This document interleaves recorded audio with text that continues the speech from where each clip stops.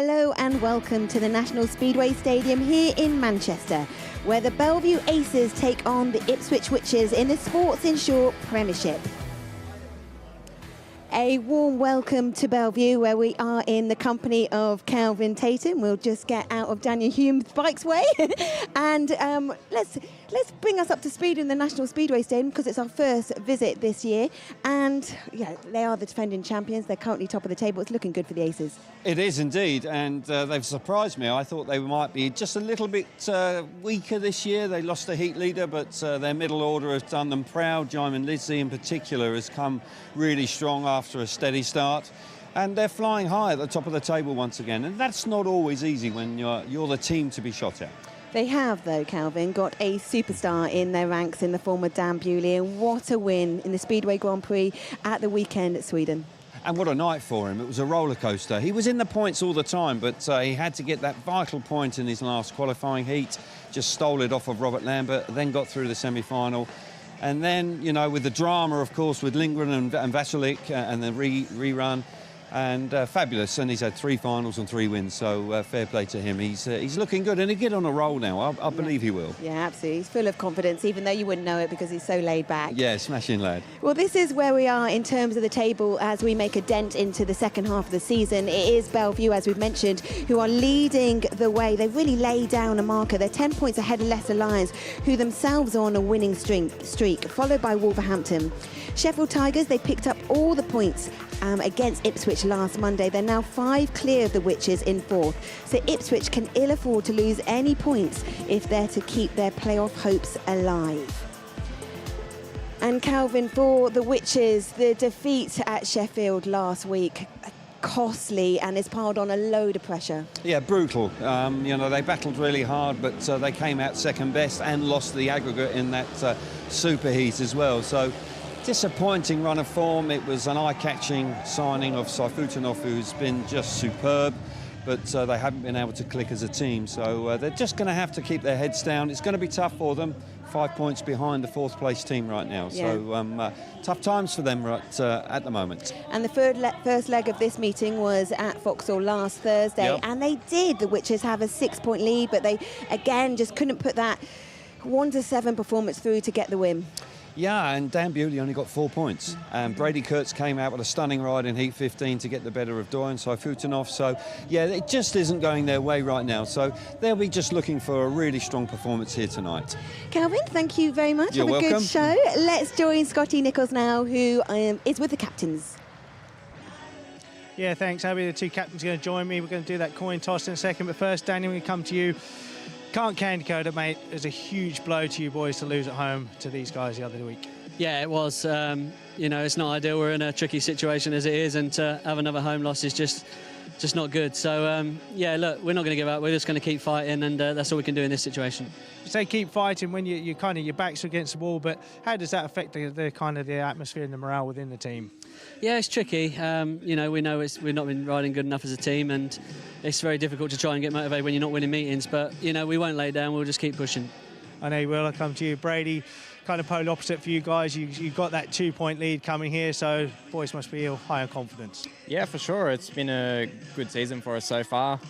It was a really good win at Ipswich on Thursday, and yeah, back at the National Speedway Stadium, and we've had some great results here this year, so looking just to continue that on. Definitely so, and the track is looking good tonight, so I expect some good racing out there. Yeah, it's always a great racetrack, and I'm sure tonight will be no different. Right, well, let's get on with that toss. Bear with me, guys. I'm going to get this really lucrative coin out. My own coin, by the way. Can I get you the coin, Danny? Sorry, Danny. Tails is. Brady, you going to go Heat 1 or Heat 15? We'll have gates 1 and 3 in Heat 1. OK, thanks, boys. Good luck. Back to you, Abby. Scott, thank you. The National Speedway Stadium. There's a good turn. It's a rider's favourite because it's a really fast, wide track. Let's see what the conditions are like with Kelvin. Always a pleasure coming to this part of the world, the National Speedway Stadium in Manchester, and I must say that the sun is out and we are set fair for racing this evening. Dirtometer in hand, I've made my way across to the exit of turn number 2 because I noticed that the track curator, Andy Meredith, did some extra work here on the inside, and you can see plenty of grip here, And I do believe that the home riders have specifically ordered that, so we'll keep an eye out that for in the first few races. Middle part of the track, quite often no man's land earlier on. Once again, the dirtometer hardly going in, so much firmer here. And I do know that they've had a lot of rain here in the last couple of weeks, and they have been tar packing the track to try and improve the racing. Making our way all the way out up the banking. Very wide, this track, of course, in Manchester. Plenty of grip here, dirtometer going in a fair amount, and there's no doubt riders like Dan Bewley will be enjoying that throughout the evening. I do think that the track looks an absolute picture. It really does. When you have a look overview of the track, it really does look in fine shape. Ipswich in town, they will be having a real go tonight, but the champions, the Aces, are flying high at the top of the table once again. I just sense that they are favourites for this evening, but the Witches are desperate for points. So these track conditions, there should be no argument at all, no excuses for anybody. I think we're in for a cracker tonight. Kelvin, let's hope it's a cracker. The other meeting that we've got our cameras at is in Leicester, where the Inform Lions take on the Kings Lynn Stars. Here's Dave Rowe with the team news.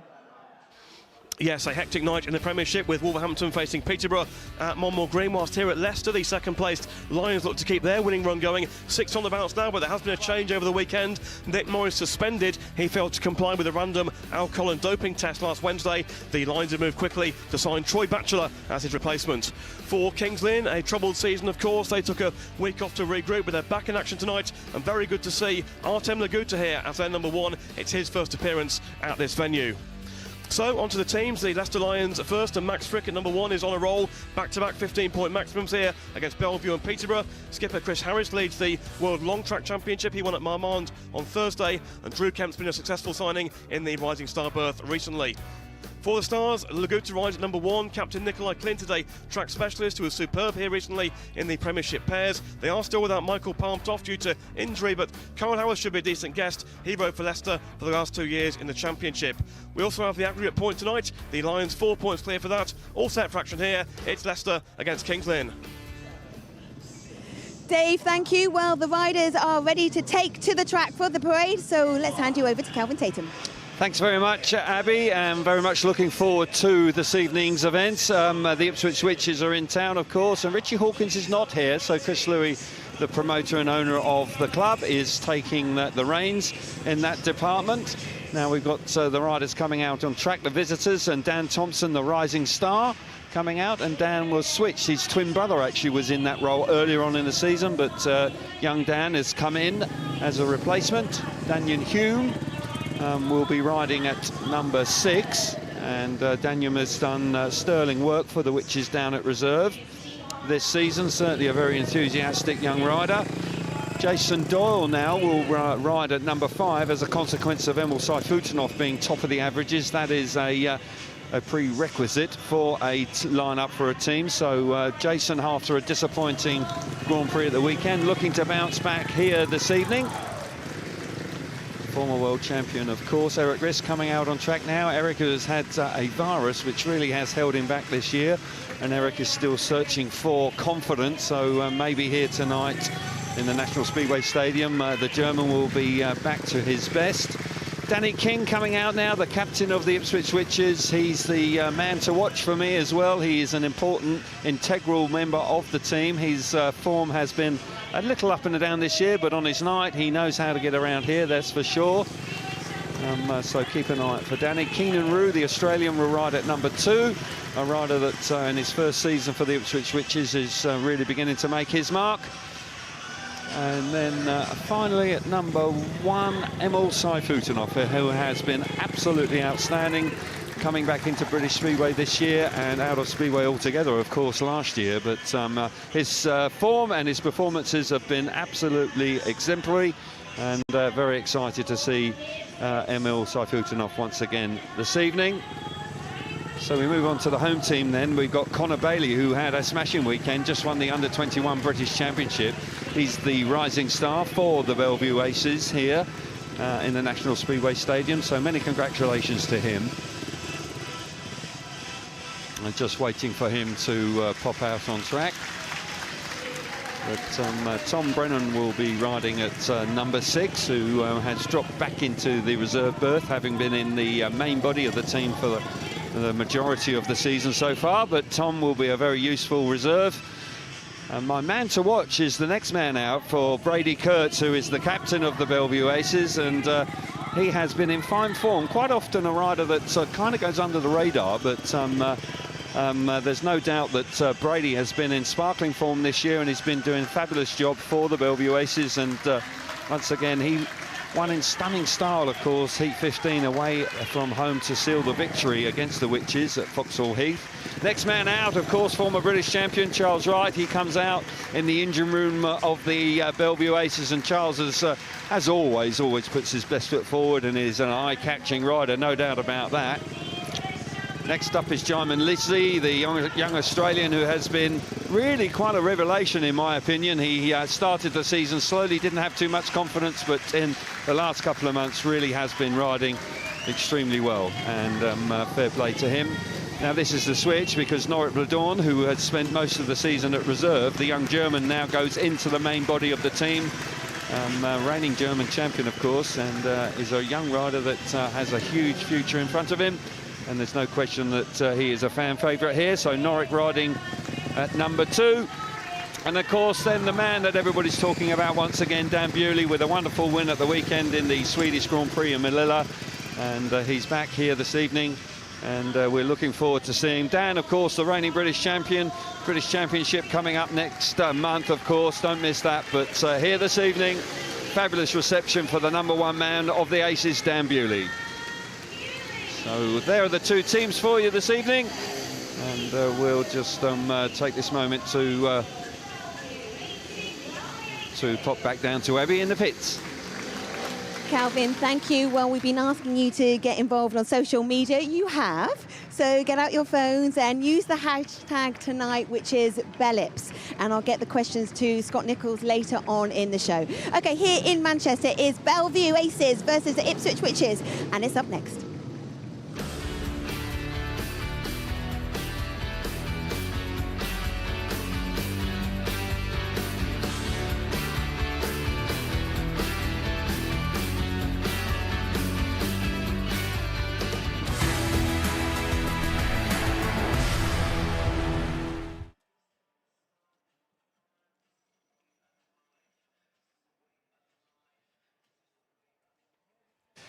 Firstly, Dan, huge congratulations on your win in Moorlilla at the weekend. Yeah, thank you. Right, let's take a look at it, shall we? This is going to be, we're going to have a look at the first replay. I'm going to fast forward this a little bit. As much as I love watching you, mate, we'll get to the good stuff. But we're going to come forward about here. This is the first replay. At this point, you're hunting down Freddie. What's going through your mind right at this point? Is it just like, let's see if I can track Freddie down? Yeah, just focused on Freddie really, and just try and build some speed and get around him. I actually thought going into that corner I was probably going to get him, but it didn't quite work out. No, I just paused it there because you went out, like you said, searching for that grip, went really, really wide, built up a lot of speed. And for me, as you come into this corner right here, it's kind of, you've really challenged Freddie. It's almost like you've kind of spooked Freddie, because if I let it run a little bit more now, Freddie goes right across the corner. Did you anticipate Freddie doing that? Did you see that one coming, or was that kind of a bit of a shock to you as well? Yeah, I don't think he was looking at Martin. I'm not sure. I was going up the inside of him, and I was kind of focused on second. I thought the win was gone, but I don't know if he hit the same patch what I kind of used in the final to make the pass in the end. Well, we're going to have a little look at that patch that worked. If there was a patch played dividends for you, Dan, because it was really great. You was off the outside gate, which the gates, to be fair, come even towards the end, didn't they? There was a lot of hype about gate positions, but towards the end it worked. And just talk us through what you're thinking right at this point. Yeah, really just trying to get through on Patrick, and then I can have a go at Martin. But yeah, Patrick was on the gas too. He certainly was, and right at this point here, Patrick almost gets up at the inside of you and he pushes you a little bit wide. I mean, you said on the night you made changes to your bike and you were searching for that speed, but I've got to be honest, for me, at this point, I'm thinking, well, second, fair play, Dan, you're on second, because look at the gap that Vasilik's got on you there. At that point, were you at any point thinking, the winner's still there, I'm on him, or were you kind of thinking second's good enough? No, I actually felt like I had plenty of speed, and I was still focused on Martin at that point. And I think, not sure if it was that lap or the lap after, but coming out of the corner, I actually felt like I was right on him. And well. Yeah, but I've got to replay that just a little bit, because if you see how far back you are at this point, if I just roll from here, I mean, at this point, I mean, for me personally, you're quite a long way off down. I admire the tenacity that you were going to chase him down. But at that point, I mean, you're a good 3 bike lengths behind. And coming here, there's no way in this world I would have thought you're going to pass him. But something clearly worked, and Vasilik must have thought, what the hell has just happened? Yeah, no, I'm not sure, because to be honest, there was a patch in the inside of that corner where if you got it right, it was so quick, and if you missed it, then you just sat there, you know, on ice. So I think actually in the heats, I kind of hit that icy point, and he went round me. So so when you come into that turn, you kind of had that spot in your mind. You knew that's what you were purposely aiming for to get that move done. Yeah, and I think as I came in the corner a little bit deeper than he did, I could kind of, you know, when I got to that point, I wasn't turning on it, so then I was kind of, you know, the bike was working at that point. So I don't know, it was tough to catch it, and it wasn't, there's normally actually a rut there that's pretty deep, but it was, you know, wasn't much there, but it was just enough to kind of make it work. Well, there's enough to get that win, mate, so well done, and thanks for chatting to us. Thanks, mate.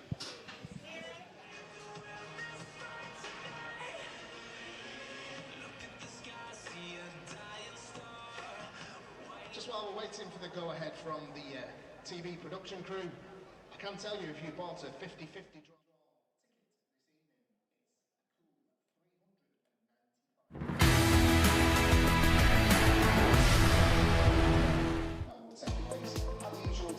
Welcome back to Manchester. There's plenty of two-wheel action coming your way across the channels.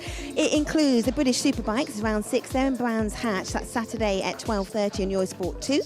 You've got the FIM Motocross World Championship there in Flanders in Belgium, Sunday, Eurosport 2 at midday. And then we've got the FIM Speedway World Cup, 25th to 29th of July on Discovery Plus Live from Rochlab. That's 9 countries, including Great Britain, host Poland, and the Speedway of Nations World Champions Australia. There'll be 4 days of intense action. It's the first time that the Speedway World Cup has been back since 2017. The coverage of the final 2 days will be live on Eurosport 1. And also the World Superbikes. They're in the Czech Republic in Most, and that's round 8, same weekend. But here in Belle Vue, it's time for Heat 1, and you've got Dan Bewley against Emil Sajfutdinow. What a way to start the night. Your commentator this evening is Kelvin Tatum. Yes, thanks very much, Abby. Yeah, what a mouth-watering opening race of the evening we have here. It really could be dynamite right from the get-go here this evening. The Belle Vue Aces have won the coin toss, and they will take gates 1 and 3 in the opening race, and that means that the Ipswich Witches will have choice in the nominated race at the end of the evening, Heat 15. And I'm sure we're going to be in for an action-packed night of Speedway. Beautifully set. It's a lovely evening. And National Speedway Stadium is always a terrific place to come and watch your Speedway. They are spoilt here, there's no doubt about that. The Belle Vue Aces going really well again this year after a long wait for a league title. They did it in fine style, of course, last year up against the Sheffield Tigers. And right now, they are holding a commanding lead in the qualifying for the playoffs, which are rapidly approaching. Riders out on track. Oh dear, just a few moments of concern there for the young Norick Bloedorn with having to rush back for his spare bike. So clearly an issue right from the word go. He's got time. There's just less than a minute for him to get round to the tape. So not the ideal start for the young German, who is quite a flyer in actual fact. He's got plenty of experience, and he'll be going from one of the favoured gates in truth in the opening race. So he'll be keeping his fingers crossed now that that bike performs as well as the one that he would have originally chosen. But very interesting match-up here in the opening race between Sajfutdinow and Bewley. There's the man I've just mentioned, Emil, into British Speedway this year. Heat number 1 then, Norick Bloedorn from Germany off the inside in blue. Gate number 2 in yellow is Keynan Rew. Gate number 3 in red, Dan Bewley, and off the outside is Emil Sajfutdinow in white. And Dan, of course, after that huge performance, after a difficult week, had a hard crash a week ago in Wolverhampton, really did was in the wars throughout the week and was chuffed to bits to make his first final of the year and win it. But Emil Sajfutdinow has been a man on a mission this year. Heat number 1. Here we go then. Takes her up, underway. They go roaring into the first corner, and Sajfutdinow, wow, what a start from the outside that is. Very difficult to do. Bewley's at the back with work to be done. Certainly Keynan Rew there into third place with the German Norick Bloedorn in second. Here comes Bewley, hugging that inside, coming through in the second place. But Emil Sajfutdinow, I mean, he is a man on a mission this year. Absolutely wheel perfect. He's 30 metres in front already before completing 2 laps. Hugging the inside, a little bit of extra grip they produce off of both corners, and he's going to be extraordinarily difficult to beat there. Bewley just didn't get away as well as he would have liked out of gate number 3. But Emil Sajfutdinow really is in the form of his life. I don't think any of us have seen him ride any better. And he's into the last lap. Keynan Rew at the back, so it's looking like a shared race in the opening race of the evening. But Sajfutdinow has just cleared off here and shown a clean pair of heels to the opposition. Superb ride once again from Emil, and a stunning start for him from that outside gate. No easy task here, particularly earlier on when the grip is not on the outside. And once he hit the front, there was no stopping him. He really did just charge away there beautifully. So a shared heat and heat number 1. And there's no doubt that Emil will be looking to continue on. So 3 points for Emil Sajfutdinow out in front. Norick Bloedorn in second place, Dan Bewley coming through into third place, and Keynan Rew missing out in the opening race. But Scott, I'll tell you what, Emil Sajfutdinow, there's just no stopping him this year, is he? Because that was a stunning start. He's a man on a mission, Kelv, like you said. I mean, from gate 4 is tough to do here, especially the gate 4, obviously you're on the outside, but the kind of track flattens off a little bit, but he made such a good reaction there, gets across Dan Bewley. He has to come off the gas and manages then to get across Norick Bloedorn and romp away for that win. Dan Bewley at the back here used his home track knowledge. Smart to cut back there up the inside, get up the inside of Keynan Rew here. And you can see from the outside, the starts don't look overly grippy. Emil Sajfutdinow there just rushes to that first turn, the front wheel just hovering off the ground, getting full traction. And Kelv, like you said, early doors is going to be around the inside. Yeah, absolutely. Early doors, no question about that. I do believe the track will evolve, and we will see riders chasing the dirt a little bit more, but there's no question they have worked the inside. But that man on screen, I mean, coming back into Speedway after a year out, of course, last year, suspended from the sport in 2022, is making a real good fist of it this year, not just here, but also in Toruń, in the Extraliga in Poland, and is certainly riding out of his skin in 2023. So heat number 2, and we will see Conor Bailey for the first time, and he is the under-21 British champion, the rising star, a recent signing for the Belle Vue Aces, so really making his mark, and could very well be full of confidence. That's Dan Thompson on screen right now, the rising star for the Ipswich Witches, coming in and beginning to make his mark as well. But reserves can take up to 7 rides. We saw that last week, of course, with Carl Howarth of Sheffield Tigers doing, well, having the work overtime. So you get a reserve going well, can be very useful indeed. So last rider on his way round now. It's the aforementioned Conor Bailey. There he is on screen for the first time this evening. So he's up at tapes now. Heat number 2 then is Danyon Hume from the Ipswich Witches going from the inside in white. Tom Brennan out of gate number 2 in red. Gate number 3 in yellow is Dan Thompson, and off the outside is Conor Bailey in the blue helmet colour. Tom Brennan really and truthfully is the most experienced rider here now. And dropping back down to reserve could be quite a trump card for the Belle Vue Aces moving forward, not just tonight, but potentially over the next week or two. They are rolling averages, so they do tend to change from month to month. But Brennan, who certainly is quite a performer these days and could be a trump card for the Aces this evening. Interesting to see if Conor Bailey from the outside gate can reproduce something similar to what Sajfutdinow did. Takes up in heat number 2. Tom Brennan's made a smashing start out of gate number 2. He hits the front. Dan Thompson and Danyon Hume there It's Hume actually that comes through into second place with Dan Thompson hanging on to third place. But Brennan, no real surprise in truth to see him hit the front. Once again, riders holding the tighter line. They've noticed on the track walk that there is a little bit more grip that's been just scraped up on the exit of both corners. But Tom Brennan out in front, looking terrific. Danyon Hume giving chase in second place. Dan Thompson, another shared heat on the cards here in heat number 2. But Tom Brennan there just beginning to stretch his legs, looking really comfortable. Conor Bailey just outpaced in his opening ride here. But Brennan at reserve, there's no doubt about it.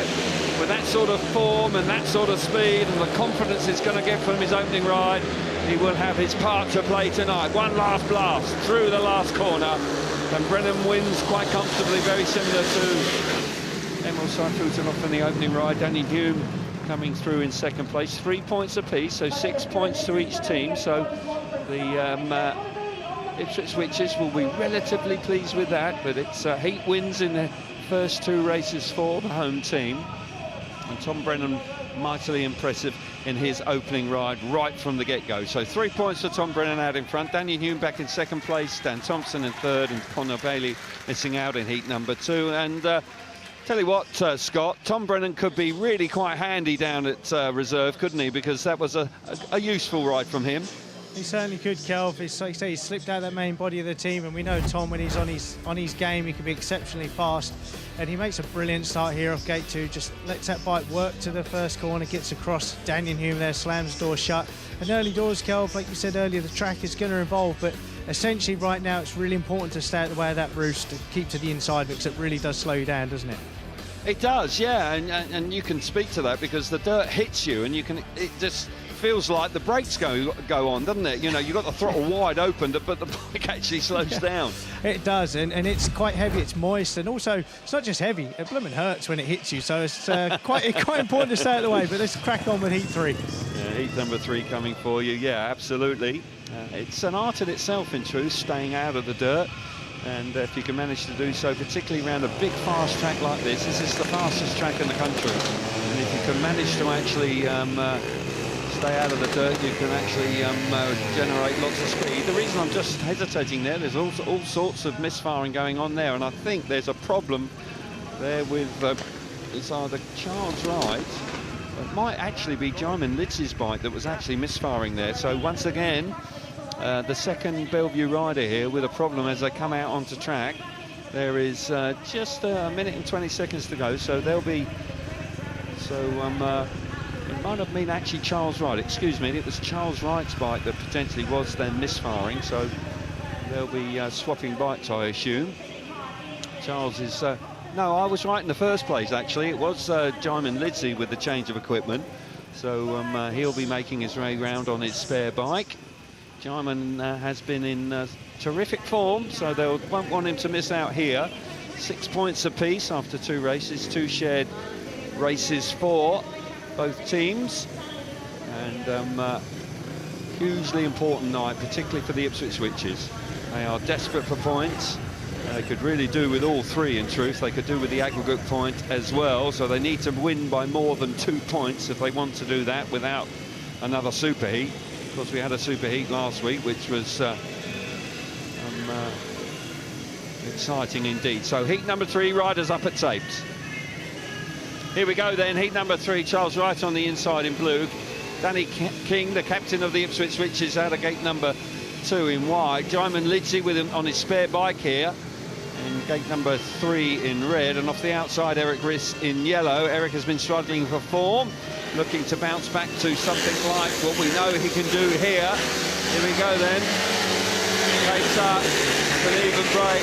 Certainly on the inside, Charles Wright has made a terrific effort there. Danny King coming through in second place. Erik Riss, they're just hanging on to third place.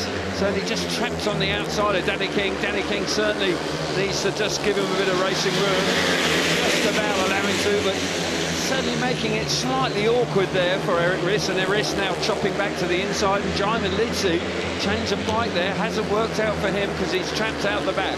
Looking like another shared heat here, out in front. Charles Wright pushing on here. winding on that all-action style with Danny King giving chase, but Charles Wright in truth has got some pace here. Just beginning to move off the line, but the other three riders are holding the inside line. One more lap to go. Charles Wright, former British champion, out in front. Jaimon Lidsey has tried awfully hard, but cannot land a blow. And once again, the Belle Vue Aces are winning races, but the Ipswich Witches are packing in for shared races right now. Another three alls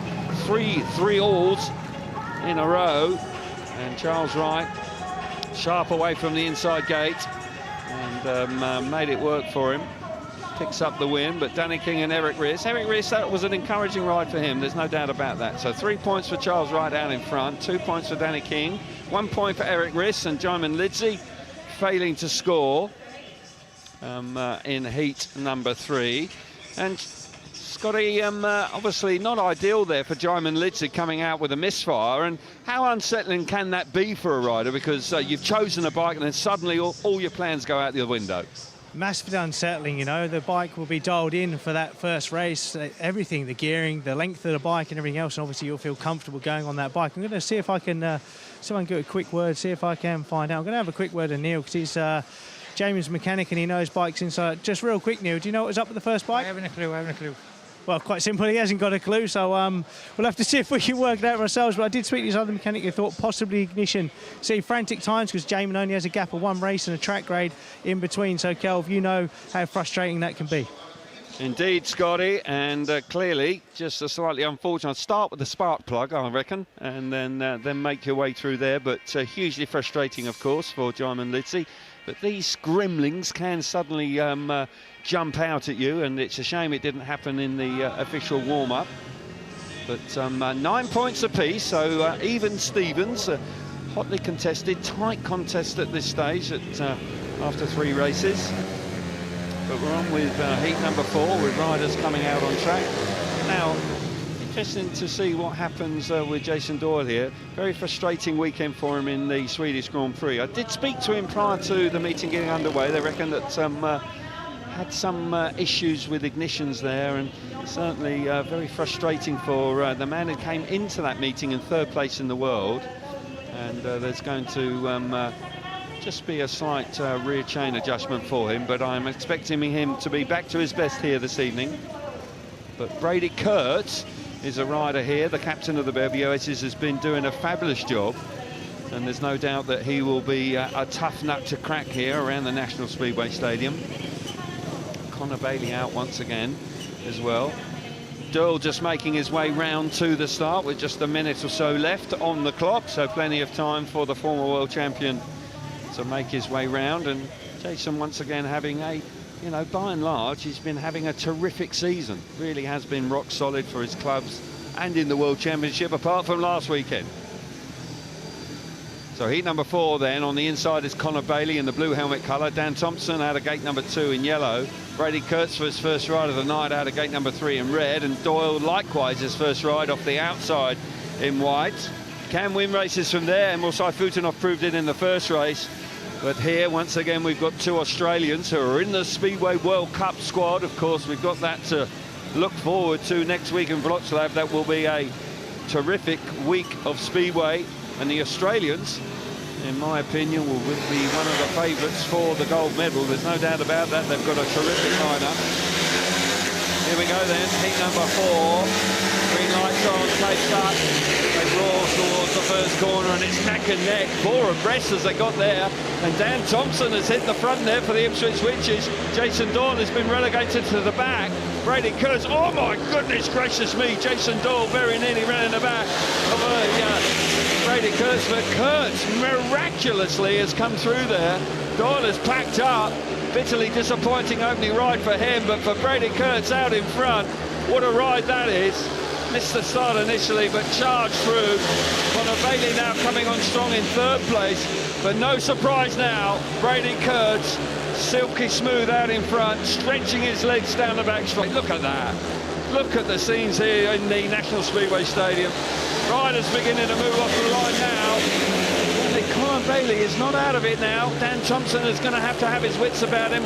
Just got a bit of breathing space down the back straight on the final lap. But Kurtz out in front. Lovely ride for him. And the first heat advantage of the night then for the Belle Vue Aces. And they steal a 4-2 in heat number 4, and they've got a 2-point lead as a consequence. But super ride from Brady Kurtz. Connor Bailey back in third. Disappointment for Jason Doyle. There was some sort of issue. May well find out what that was. But a good ride from Dan Thompson there, who led the race in the early stages.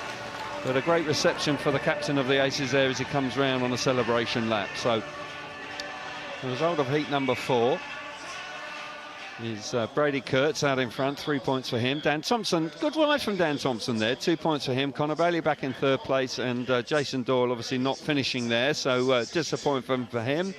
So we'll get down to Scotty. And Scott, Brady Kurtz, that was a stunning move on the opening lap. I thought Jason Doyle was going to run in the back of somebody there. It was. It thought I was in Morlilla for a minute with all the crashes we had there. But no, the two boys on the outside are really jostling for him. Brady Kurtz, he's aware that Jason's there. He needs to run him wide. But by doing that, it's allowed a big hole up the inside there for Dan Thompson. But right here, Jason Doyle realises there's not enough traction to get around the outside of Brady Kurtz. So he fires the inside, and right there, oh, that was exceptionally close. Very He's had tight. to pull out, and yeah, the bike goes. It allows Brady up the inside. And I did actually speak to Danny just while we was off camera, and he said the track was exceptionally slick and was expecting the outside to start to come good later on. And Brady Kurtz with a cutback move up the inside there, Joe Thompson, sorry. But late in the race, Brady Kurtz here showing why he's been so dominant here at the National Showground. And yeah, what a fine win. And first time we see the Aces take the advantage.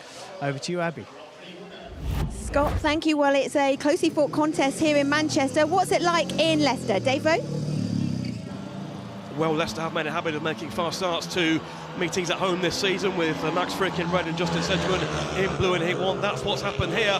Artem Laguta in white, his first ride around the Leicester track, a difficult one, with Frick and Sedgman taking full control of the opening race, and Laguta struggling to find his way around on that first lap. But Max Frick, a man in form on his home track, and you can see why here. He has smashed the Leicester track record in heat 1, 58.06 the winning time. That's taking over half a second off his own track record. Fast start from Max Frick, and second place for Justin Sedgman in a Leicester 5-1 in the opening race. Heat number 2 then was some drama on the opening lap. The rider in yellow is Anders Rowe, a former Leicester rider, making it round the outside of Drew Kemp. Up the inside in red comes Jake Allen, but watch out for Simon Lambert in white, goes inside Drew Kemp into bend 3. Drew Kemp goes down, and that is the rider in blue disqualified. Up and okay, but not taking any part in the restart. And that restart, a completely different race, a completely different start. Jake Allen in red for the Leicester Lions making the start, taking his man Anders Rowe wide. Through on the inside goes Simon Lambert, bit of a nudge there with his teammate, and Jake Allen out in front for Leicester. But Simon Lambert with plenty of track experience around this circuit as well, and he's looking for the outside run on the second lap. Owen riding mid-track and fairly defensive, but Lambert, a recent signing for the Kings Lynn Stars, making his move around the outside on the second lap. Superb ride here by Simon Lambert in white, getting round the outside of Jake Allen and making up a 4-2 as far as Kingsland are concerned. 7-5 in Leicester's favour after 2 races. And in heat 3, Kingsland found themselves on a 5-1 with Thomas Jorgensen and guest Kyle Howarth out in front, only for Kyle Howarth to go wide off the fourth bend and throw on the inside, coming Chris Harris to split the Kingsland pairing. 9 points apiece. A competitive start to heat 4 involving Nikolai Klint in white. The 2 on the inside, almost tangled there, Drew Kemp and Anders Rowe, but through goes Nikolai Klint to lead a shared heat. Competitive meeting so far, 4 heats gone. It's Leicester 12, Kingsland 12.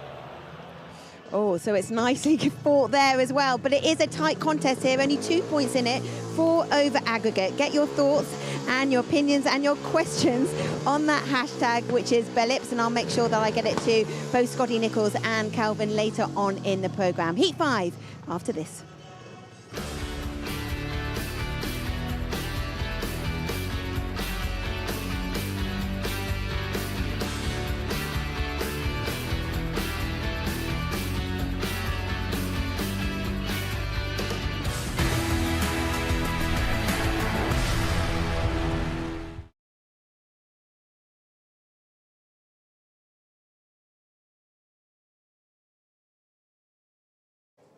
I'm with Witches rider Danyon Hume. And Danyon, we want to know a bit more about you on and off the bike. But first of all, let's talk about it on the bike. You've had some injuries, you've had some highs, you've had some lows. How's the season overall, would you say? So far this year, I'm happy with my progress. It was a long winter getting obviously the bikes ready, and I invested in a new engine, and to be honest, that's the best thing I've done. And how has it been amongst the Witches camp? Because obviously you've got Jason Doyle and Emil, and they're going so well. But as a team, are they imparting some of their wisdom to you? Exactly. To have those two in the team, it is phenomenal. But yeah, obviously they can't win all the meetings for us, and we need to step in and do our job. And some reason we haven't all been doing it on one night, which has cost us to where we are now. How do you keep your motivation up? You just got to keep positive, and it's one of those sports, like you said before, it's got its ups and downs, and yeah, we just need to soldier on and try not to lose any more meetings. And you've got a massively bubbly personality, though. If you see Danyon around the pits, you're always smiling, and that's got to be really helpful when it has been a fairly challenging season for Ipswich. Exactly, yeah, you can't hang your head in shame. Yeah, it has been a bit of a tough and frustrating season in parts, but then it's had its highs. So on my personal performance, I'm pleased with how I'm doing. You can always do a bit more, but sometimes when you try and chase your tail, you end up going backwards. So you've got to keep it simple and go from there. And then off the bike, then how do you relax? Well, to be honest, when I'm off the bike, I'm thinking about being on the bike. It's yeah, you don't really shut off when you've got days off, because I do my own bike washing, and that it does take its toll. And yeah, even if you've got 2 days off, you'll have 2 days washing bikes and getting ready to go back on the road. But I like to have a bit of downtime, and yeah, I spend a lot of time down in Eastbourne with my girlfriend, so it's nice. And you say on the road, I don't know if anyone really knows the truth of how many hours you say in your van as well, and driving through the night is relentless for a Speedway rider. So how do you keep awake? Because I've been reading some fun things about who you like to listen to. Yeah, that's it. Yeah, you've got to keep occupied on the way home. It's music, drinking as much coffee as you can. Like, you just got to soldier on, and with the roadworks at the moment, it's just, yeah, it makes it difficult. But yeah, I do enjoy travelling, and it's part of the job. And Ed Sheeran's there to keep you occupied. That's it, yeah, I hope he's watching. Okay, so this is an important meeting tonight. What is Chris Louis, what's Richie Hawkins been saying to you guys? Yeah, well, obviously we can't really afford to lose any more meetings. Coming here, I don't think they've been beaten here all year. It's a big ask, but as a track, it's such an awesome track to ride. But obviously setup is key. But yeah, we got unlucky last week at home to lose by 2. So yeah, we're going to try and bounce back. You feeling good yourself? Yeah, feeling good. So let's go. Good luck tonight. Thank you. Cheers.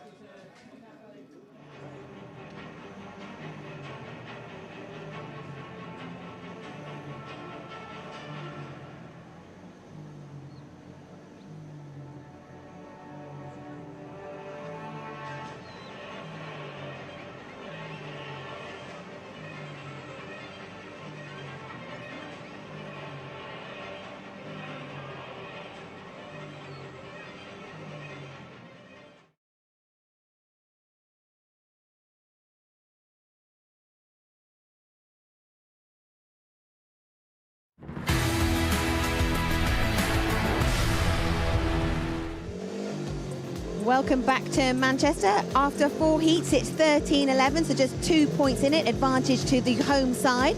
Let's join Scotty Nichols now for some pearls of wisdom, Scotty. Well, I'll see what we've got real quick. Abby, I'm just going to play. We're on board here with Charles Wright at the start. Just want to pause here. This is right where the guy's going to be looking for to get the quickest release. If I just skip through real quick here, as that tape fires up, these boys just want to see the tape release from there, and they will have focused on a little point there just to see where the quickest point is of the tape releasing. Charles Wright, that was on board with him. He's in this next race. Over to you, Kel. Yeah, thanks, Scott. And hugely important to try and get the reaction spot on when the tapes go up, and that magnet is the first part that moves. So I'm keen to keep an eye out on that. So 13 points to 11. 4 points up on aggregate, the home team right now. So work to be done for the Ipswich Witches, but they're battling hard, and they've got their main man out here once again in Emil Sajfutdinow, who was immensely impressive in his first ride, but he's up against a heat winner in that man, of course, in Charles Wright, who was pretty impressive himself off the inside gate last time. So could be quite a tussle. Jaimon Lidsey obviously working furiously hard to try and get his first bike ready and fix the misfire for his second outing. He struggled in his first ride. So we're on board here as well with I do believe we're on board here with the rider in blue, Charles Wright, so we could well get some action off of him. So particularly he's in traffic, it could be quite entertaining indeed. So heat number 5 then, Keynan Rew off the inside in the yellow helmet colour. Jaimon Lidsey out of gate number 2 in red. Gate number 3 in white is Emil Sajfutdinow and Charles Wright off the outside in blue. Sajfutdinow will be favourite here, but gate number 3 hasn't worked that well so far. And it'll be interesting to see if Emil can produce something there. He's actually coming up to the tapes quite close to gate number 4. It'll be interesting to see if Ron Shaw, the start marshal, allows that. Often, as a visitor, you can't get away with it. But looks like he will do this time. Yeah, riders coming forward now. Yeah, here we go. Riders now moving forward, settling down for the resumption of racing. Heat number 5. Here we go. Green lights on. Tapes up. Yeah, gate 3 isn't working. Oh, red lights are on. So clearly an unsatisfactory start there. We'll have to see that again. Maybe the rider on the inside there was just moving a touch. Maybe Keynan Rew, possibly. Certainly gate number 3 for Sajfutdinow. He went nowhere when he dropped the clutch, just wheel spin. And that's not what you want. Let's have a look at this again. Oh, didn't look too much wrong with that, to be honest. But not quite sure what went on there. But the referee Seth Perkin this evening we'll find out if a rider gets a warning. In truth, I'm not quite sure who it is. If a clean break, obviously you see now this is a good angle. Maybe a touch of movement on the inside there, but it's absolutely minimal. So we'll wait and see if we actually find out who the culprit was. So the green light's on. Long delay. I'm not really sure there was too much wrong with that, but nonetheless, we'll do it all again. So as I say, it might have done Emil Sajfutdinow a favour because he didn't get away very well at all. And as I say, that number 3 gate looks pretty hard and slick. So if you can grab some points out of there. We saw Dan Bewley also struggle out of gate number 3 in his opening ride. So clearly it is a little bit of a hindrance at this early stage of the night. Riders keenly looking on as they come back out for the restaging of heat number 5. As I say, we're on board with Charles Wright, so hopefully we can... So we're hearing actually Charles Wright was the rider that got the warning, so he'll have to behave himself if he does something similar. I'm not quite sure what he did wrong, but maybe he did move. If he does that again, he will be excluded. Here we go then, second time of asking, takes her up, and away we go. Right into the first corner. Keynan Rew's made a super start on the inside. Jaimon Lidsey coming through in the second place. Emil Sajfutdinow back in third with Charles Wright pushing him hard into turn number 3 on the opening lap. Keynan Rew, who failed to score first time, now being chased very hard by Jaimon Lidsey, who's on the pace this time. So is Charles Wright. Not too much to choose between the second, third and fourth riders here. Keynan Rew really powering away out in front. Here comes Sajfutdinow round the inside. Can he force his way up in the second place? No, he can't quite get there. Jaimon Lidsey slamming the doors shut, but this race is certainly going to go right to the checkered flag. Keynan Rew's away, riding superbly well out in front. Now, can the battle between Lidsey and Sajfutdinow work it out here? Because certainly the Ipswich Witches are on a 4-2 here. Sajfutdinow just overlooking there momentarily and has lost a little bit of ground. What a ride from Keynan Rew. Fabulous ride from him. Handy 4-2 as well for the visitors. And they square it all up after 5 races. And that's a smashing way to bounce back for Keynan Rew there. No doubt about that. Superb ride from him. Jaimon Lidsey having to work awfully hard to keep Emil Sajfutdinow back in third place. So a winner there for Keynan Rew, 3 points for him. Jaimon Lidsey back in second place, 2 points. Emil Sajfutdinow in third, and Charles Wright missing out in heat number 5. And I tell you what, Scott, Keynan Rew must have been disappointed after his first ride. Any changes he's made, they were spot on, because off the inside gate there, he was really quick.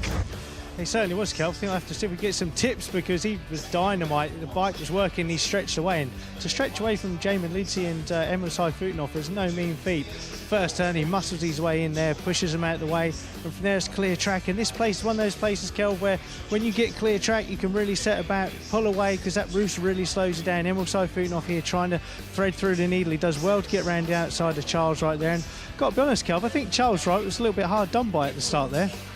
I agree. I don't really know what he did wrong. I didn't see too much wrong with it, but it did Sajfutdinow a little bit of a favour, because he made a much better fist of it second time. I noticed, Scott, that he actually sat that bit further back on the bike to try and find some grip.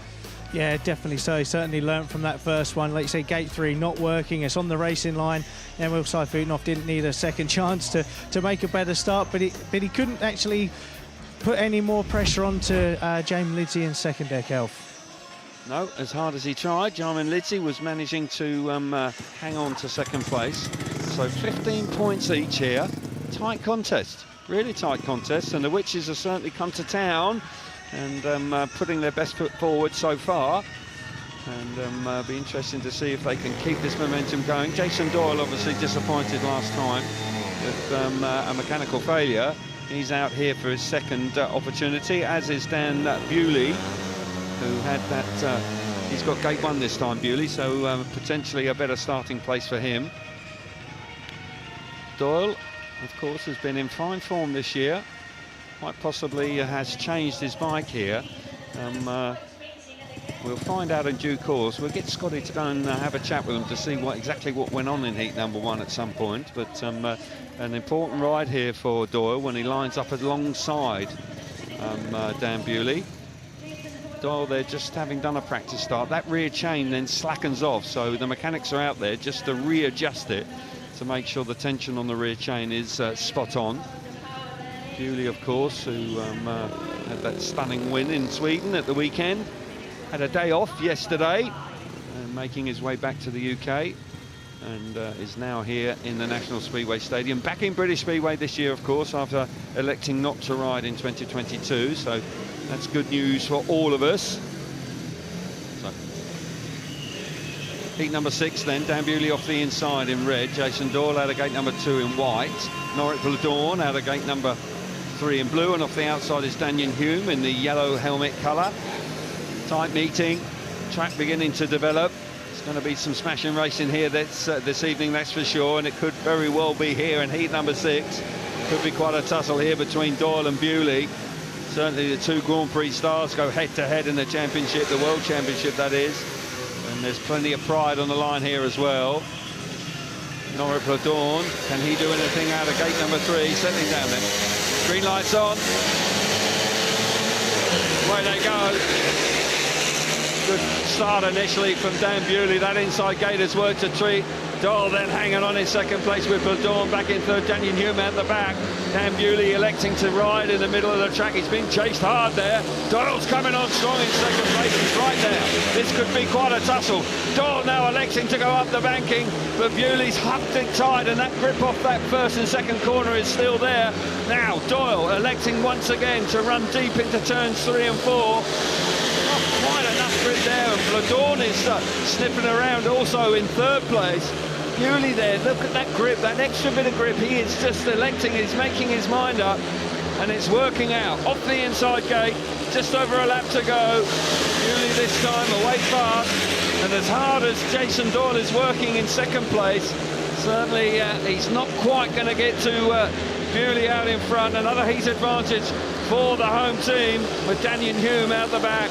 Bewley wins his first race of the night. Fast starting Bewley there.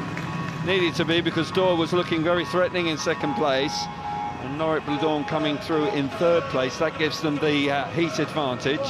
62.53 seconds for Dan Bewley there. We'll keep an eye on the times, because that's something that on my second monitor has just popped up, so that's quite handy indeed. Bewley out in front, 3 points for him. Doyle back in second place, 2 points. Norick Bloedorn in third, 1 point for him. And Danyon Hume missing out in heat number 6. So the Witches now hold a 2-point lead on 19 points to 17. And that inside gate clearly much better for Bewley this time, Scott. Yeah, worked a treat there. Jason Doyle changing bikes. He said he seemed to think the problem with the plug in the first race, but second time out here, Dan Bewley took full advantage, knowing that track inside out there doesn't lift too much, just working that bike to the first turn. He's aware that Jason Doyle is there, but he's smart here. He doesn't go too far up in the turn. He gets all that grip on the inside. You called it earlier, Kel, where they'd ripped it coming out of that first and second bend. Dan Bewley took full advantage of that. And look how narrow he goes down the straight. Dan Bewley out front, and man of the moment, I believe, is with Abby in the pits. Scotty, I know that you're looking over this way. I can see you. He's just going to wait to take his helmet off. Mr. Bewley, who was such a star at the weekend in Sweden. It was such epic scenes. And let's talk about here, though, in Manchester. How tough is Gate 3 for that first heat? Gate 3's all right. I've just got a few bike troubles at the minute. Just not quite going good, so trying to figure it out.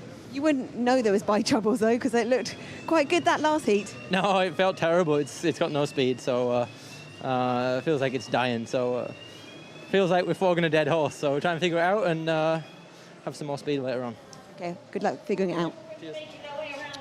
Okay, I'd like a bike that poor if I can win races like that, but there's no doubt, obviously, the rider making up for some deficiencies there, and they'll be just doing some head scratching back in the pits to find some speed.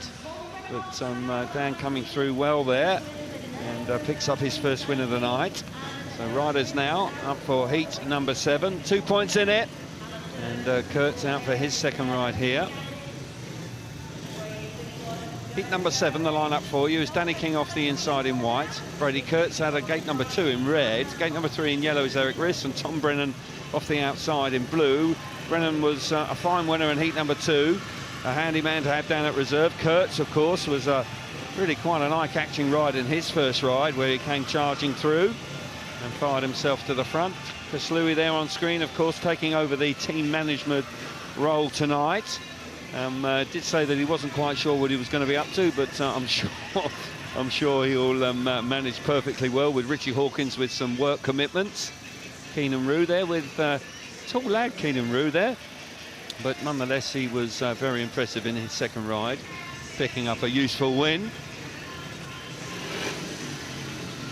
Start Marshall just encouraging riders to come forward and settle down so we can get heat number 7 underway. Yeah, everybody just taking their time now. Danny King moving forward. That will encourage everybody else to come forward now. It does indeed. So here we go. Heat number 7 for you. Green light is on.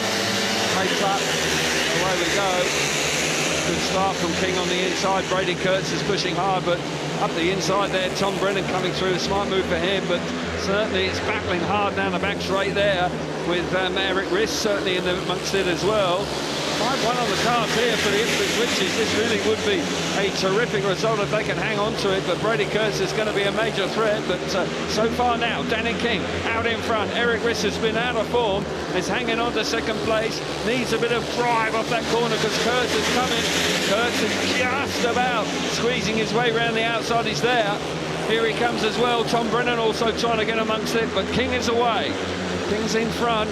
Brady Kurtz electing to ride wider. He's got a lot of speed. Kurtz has really closed in very quickly. Brennan now coming up the inside of Riss as well, forcing his way into third place. But with King out in front, one last opportunity now for Brady Kurtz. Hanging off the side of the bike. Here he comes around the outside. No, not quite enough. Danny King hangs on out in front. Terrific ride for King. Smashing Speedway race in truth, because Brady Kurtz had to work hard and Tom Brennan getting the better of Erik Riss as well. Shared heat.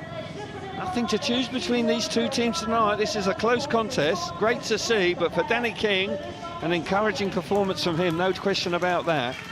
King out in front, 3 points for him. Brady Kurtz with a hard charge in second place, 2 points. Tom Brennan likewise coming through into third, 1 point for him, and Erik Riss unfortunately misses out in heat number 7. Race of the night for me, Scott, and Danny King away sharply and Brady Kurtz having to work overtime. He certainly was, Kelv. Danny took full advantage of that inside gate, and he certainly had to mean business in that first turn because Brady Kurtz is certainly no slouch around here. You see Danny there just working that bike. Brady Kurtz was leaning backwards. Watch Brady's body language here, trying to get full traction, working that clutch all the way, but Danny's got the power to the ground. Just moves tight there, really tight first turn, but he moves Brady over, leaves a big gap up the inside, and at this moment Erik Riss slipped through and it was looking like a 5-1 for the Witches, but Brady Kurtz wasn't going to be denied. He certainly worked hard, just goes straight to the outside here, just like a clockwork watch. He just kept winding up, getting bigger and bigger. Here he swoops around the outside of Erik Riss. Erik is kind of a bit vulnerable on the inside there, and Erik is a long tracker, so you'd think he'd know the fast way around, but sadly can't be any points there for Erik Riss. Back to the back. Over to you, Abby. Scott, thank you. Or Danny King just behind me. That was a captain's performance. Only 2 points in this meeting after 7 heats. Get your thoughts and comments and questions using the hashtag BelleIps, and we'll see you after this.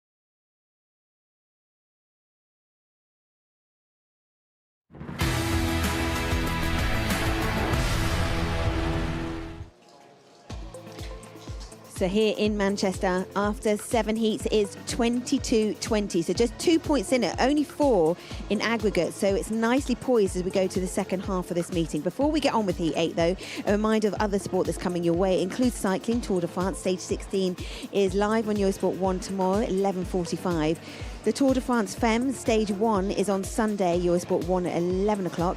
And then the UFC Fight Night is on TNT Sports Saturday at 4:45. TNT Sports is the new name for BT Sport. It's launching tomorrow and it's kicking off with a bang as Britain's top UFC stars, and they include Molly McCann and Tom Aspinall. And they'll descend on London's O2 Arena. Coverage starts 4:45.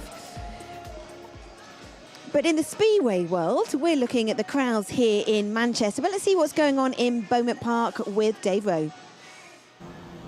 Yes, and Kingsland giving it a real go here. Heat number 5, the scores at 12 points apiece, and Artem Laguta is the wide in white, making a great start from the outside gate to outtrap both Chris Harris and Troy Batchelor. And Artem Laguta on his second ride around Leicester, heading Chris Harris. Can tell you elsewhere, by the way, Peterborough lead at Wolverhampton after 10 heats by 32 points to 28, so it could be a big shock on the cards there. But here at Leicester, Chris Harris trying hard to get the better of Artem Laguta, cannot do so, and Laguta gets his first win around Leicester, holding off Harris there in a shared Heat 5. Drama in Heat 6, watch the home riders here in red and blue. Both Max Frick and Justin Sedgman into the tapes. The rider in blue, Justin Sedgman, is the rider disqualified by the referee, but they were certainly both having a go there on the start line. You'll see it again here, watch red and blue.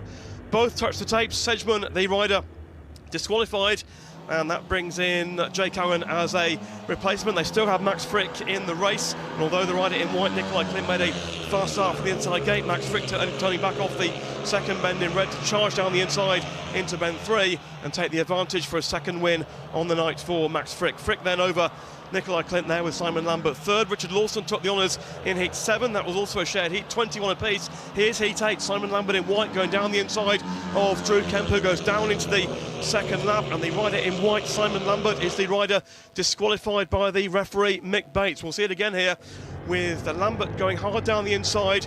Bit of contact with Drew Kemp, who goes down. And it's Simon Lambert who is disqualified by the referee, and the restart going the way of the Leicester Lions. Justin Sedgman in red and Drew Kemp in blue, outgating Anders Rowe and controlling that race from the first lap onwards. Rowe cannot make his way through there on the inside, and Sedgman and Kemp get the big 5-1 there to put the home side 4 points in front. So Leicester being given a tough test in this meeting. Kingsland certainly having a really good effort, with that 5-1 there from Sedgman and Kemp in Heat 8 makes it Leicester 26, Kingsland 22. So there we are, down at Leicester, and the Leicester Lions beginning to stamp their authority on their match tonight up against the Kingsland Stars.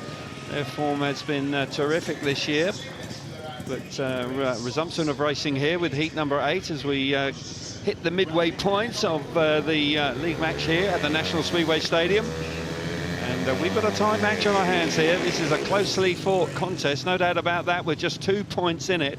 And as Abby was saying, just 4 points, the difference on aggregate as well. So all 3 points up for grabs here tonight. And I would suggest that the Witches are very keen indeed with the way their season has transpired. There's no doubt that 3 points here this evening would be very useful indeed, and a major shot in the arm.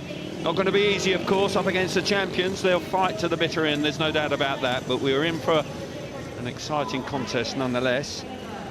So heat number 8, where we see the younger members of the team go head-to-head. Heat number 8 then for you. Off the inside is Dan Thompson, who rode very well last time for a second place in the inside gate in yellow. Connor Bailey coming out of gate number 2 in blue. Keynan Rew, a fine win last time out of gate 3 in white. And Norick Bloedorn off the outside in red. Going to be a tussle here. Keynan Rew really got away well last time, but it's got gate 3 this time, which hasn't proven to be particularly fruitful. And there's no doubt that he'll be trying to get out of there if he can, but Bloedorn will be a major threat, there's no doubt about that. Has settled down very nicely riding in the UK, likes riding here, says it's important for his career, encountering all different types of tracks, sizes of tracks, and beginning to find his feet. He rides regularly on the continent, of course, as well. Heat number 8. 2 points in it. 22 points to 20. Green lights on. We're away.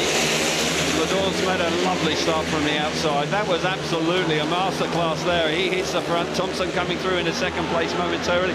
Tight into turn 3, and Thompson now beginning to get the better of Bewley, with Keynan Rew coming up the inside. Keynan Rew's going to go to last and second. What a move from the Australian that is. Fabulous move from him. Bloedorn's away out in front. The Witches have ridden strongly there, and certainly Dan Thompson there hanging on in third. That's a good ride from him. Bloedorn looking great. All of a sudden he's moved out high and wide like Brady Kurtz was, and for the first time this evening that outside line really beginning to work. Now Keynan Rew settling down nicely in second place. It's a battle for third with Conor Bewley and Dan Thompson. That's going to get tight. No such worries for Bloedorn out in front. He is looking terrific here. Got a lot of speed. I mean, that is very impressive indeed. Keynan Rew back in second place. Bit of action for third. Conor Bewley giving it one last blast. Swapping back to the inside. Going to get tight. Thompson has just held on there. And this meeting once again being very, very close contest. A shared heat there once again in heat number 8. We've had a lot of those this evening. We haven't had a 5-1 so far this evening. But we've had 1, 2, 3, 4, 5, 6, 3 all shared heats. But for Norick Bloedorn, a very impressive ride indeed. He picks up the 3 points. Keynan Rew coming through into second place. Smart move on the first lap from him, 2 points there. Dan Thompson riding well in third place. And Conor Bewley just missing out in heat number 8. But very impressive there, Scott, Norick Bloedorn. But Keynan Rew, brilliant opening lap from him as well. It was. It's a fantastic start from Norick Bloedorn there to get right across. That gate 3 really is not working too good. I may have a little look at that later on just to see. But Keynan Rew dead and buried at the back right now. But as the race went on, Norick Bloedorn from the outside. You can see here him again, just like you said, Kelv, the outside is starting to work, and Norick really took full advantage of that. But the battle was behind Thompson on the inside. He's riding a smart race, gets up the inside here. Conor Bewley obviously high on confidence after winning the under 21, but they're certainly rubbing elbows. And Keynan Rew at that point, Kel, it's really horrible because you're not really too sure where to go. We don't have brakes, but you kind of want to back out of her, but he certainly didn't back out of the move there. Gets into second place. Yeah, split second move, isn't it? You've got to make those judgments, and sometimes they work and sometimes they don't. But for Keynan Rew, that was absolutely the right thing to do. Yeah, it certainly was, Kelv. A much needed thrill. They would have obviously wanted the advantage, but let's see if this reserve for Ipswich, Danyon Hume, can do the business for them. There we go then. An important ride there, and he snatches second place, but heat number 9, and say 25 points to 23. Everything to race for, and the champions have been put under pressure here. Good showing from the Ipswich Witches tonight. Really have come to town, and they are meaning business. Heat number 9 then. Jason Doyle off the inside in white. Gate number 2 in blue with a warning is Charles Wright. Harshly, I think. Gate number 3 in yellow is Danyon Hume, and off the outside is Jaimon Lidsey in red. And Jason Doyle looking for his first victory of the evening. Obviously had some sort of mechanical issue in his first ride. Swapped to his second bike and looked much better second time out. On board as we have been throughout the evening with Charles Wright. He'll be out of gate 2 this time. Keep an eye on for him. And Jaimon Lidsey also beginning to build his way into the meeting with a second place last time. Jaimon Lidsey, part of the Speedway World Cup Australian squad, of course. I'm fully expecting him to be in the team proper as well. A rider that has progressed very nicely this year. Has a lot of Polish experience as well. Will be no surprise at all for Mark Lemon to put him in the 5. We'll be racing next week. Heat 9. Lights on, place up, away we go. Doyle's made a good start on the inside. Lidsey selected to go high and wide. So did Doyle, and here comes Lidsey. Lidsey up the inside. What a move from Jaimon Lidsey. Dive bombing into turn 3. His bike's packed up. Oh, can you believe that after such a smashing first corner? That gives us the lead to Jason Doyle, who gratefully receives that. He went wide there, left the door wide open on the initial stagings. Riders in second place. And Danyon Hume in third, and that's a handy 4-2 on the cards here for the Ipswich Witches. Jason Doyle, that outside line now really beginning to pay dividends, and look at the former champion go here, has absolutely roared away with it. In a class of his own here in heat number 9, enjoying himself by putting his arms out. Charles Wright has got no answer at all in second place, and Danyon Hume back in third. This is more like it from Jason Doyle. Would have been quite a tear-up if Lidsey had kept going, but the race belongs to Doyle. And a bit of good fortune there for the Ipswich Witches, but they won't mind about that. And it's all square once again after 9 races here. And bad luck there for Jaimon Lidsey. That really was a bitter blow for him, with the bike just giving up at a crucial point. But for Jason Doyle, he wins his first race of the evening. 3 points for him. Charles Wright back in second place, 2 points. Danyon Hume, 1 point, and Jaimon Lidsey, his bike giving up the ghost there in heat number 9. And Scott, I tell you what, the way it's working, it's a really tight contest here, but an impressive ride from Jason Doyle that time. It is, Kel. They mean business. And Jason Doyle, look at his whole body language here. He knows where Jaimon Lidsey is on the outside. He goes straight to that dirt. We talked time and time again, Kel, about split-second decisions. Now, Jason's gone to that dirt, but he's left himself vulnerable. That's enabled Jaimon Lidsey to make that quick call up the inside, made a long straight of it. And to be fair, he'd passed Jason. Jason's read it here, cuts back. You see the body language, bang, any second now. Bosh, the bike goes. They changed carburetors. They thought it was an earth wire or an earth strap that was a problem, but clearly there's more to it. And sadly for Jaimon Lidsey and the Belle Vue Aces there, no race winner on board here with Charles Wright. Just look at the start that Jason Doyle's made off the inside. Look at that right. Very, very, very tight on the first turn there. Leaves a big gap up the inside there, but Jaimon Lidsey fires his way through. Can't quite get there. And right now, I believe Abby has man of the moment, Jason Doyle. I have got the man of the moment now. Doyley, that's the speed that we like to see from you. Yeah, man of the moment. It's terrible at the moment. Yeah, we're having a bit of a nightmare at the moment, but we're working hard to try to sort it. Really? Can you tell us more? Because it wouldn't look like you were having a nightmare out there. Not in that last heat anyway. Yeah, finally a win, but I think we're just trying to find that right setup today. It's a little bit different. There's not a lot of passing on the outside. It's a little bit softer, so we're trying to find some more speed, but obviously it's all about the start. And how much do you now also have to psychologically put the weekend behind you? Because there's also bike woes that in Sweden as well. Yeah, yeah. I don't really want to talk about it. I'm still a bit disappointed. It's the worst meeting I've ever had in my life. Very quiet trip home back from Sweden. So we move on. Hopefully I can get build from that and go better. Good luck tonight. Thank you.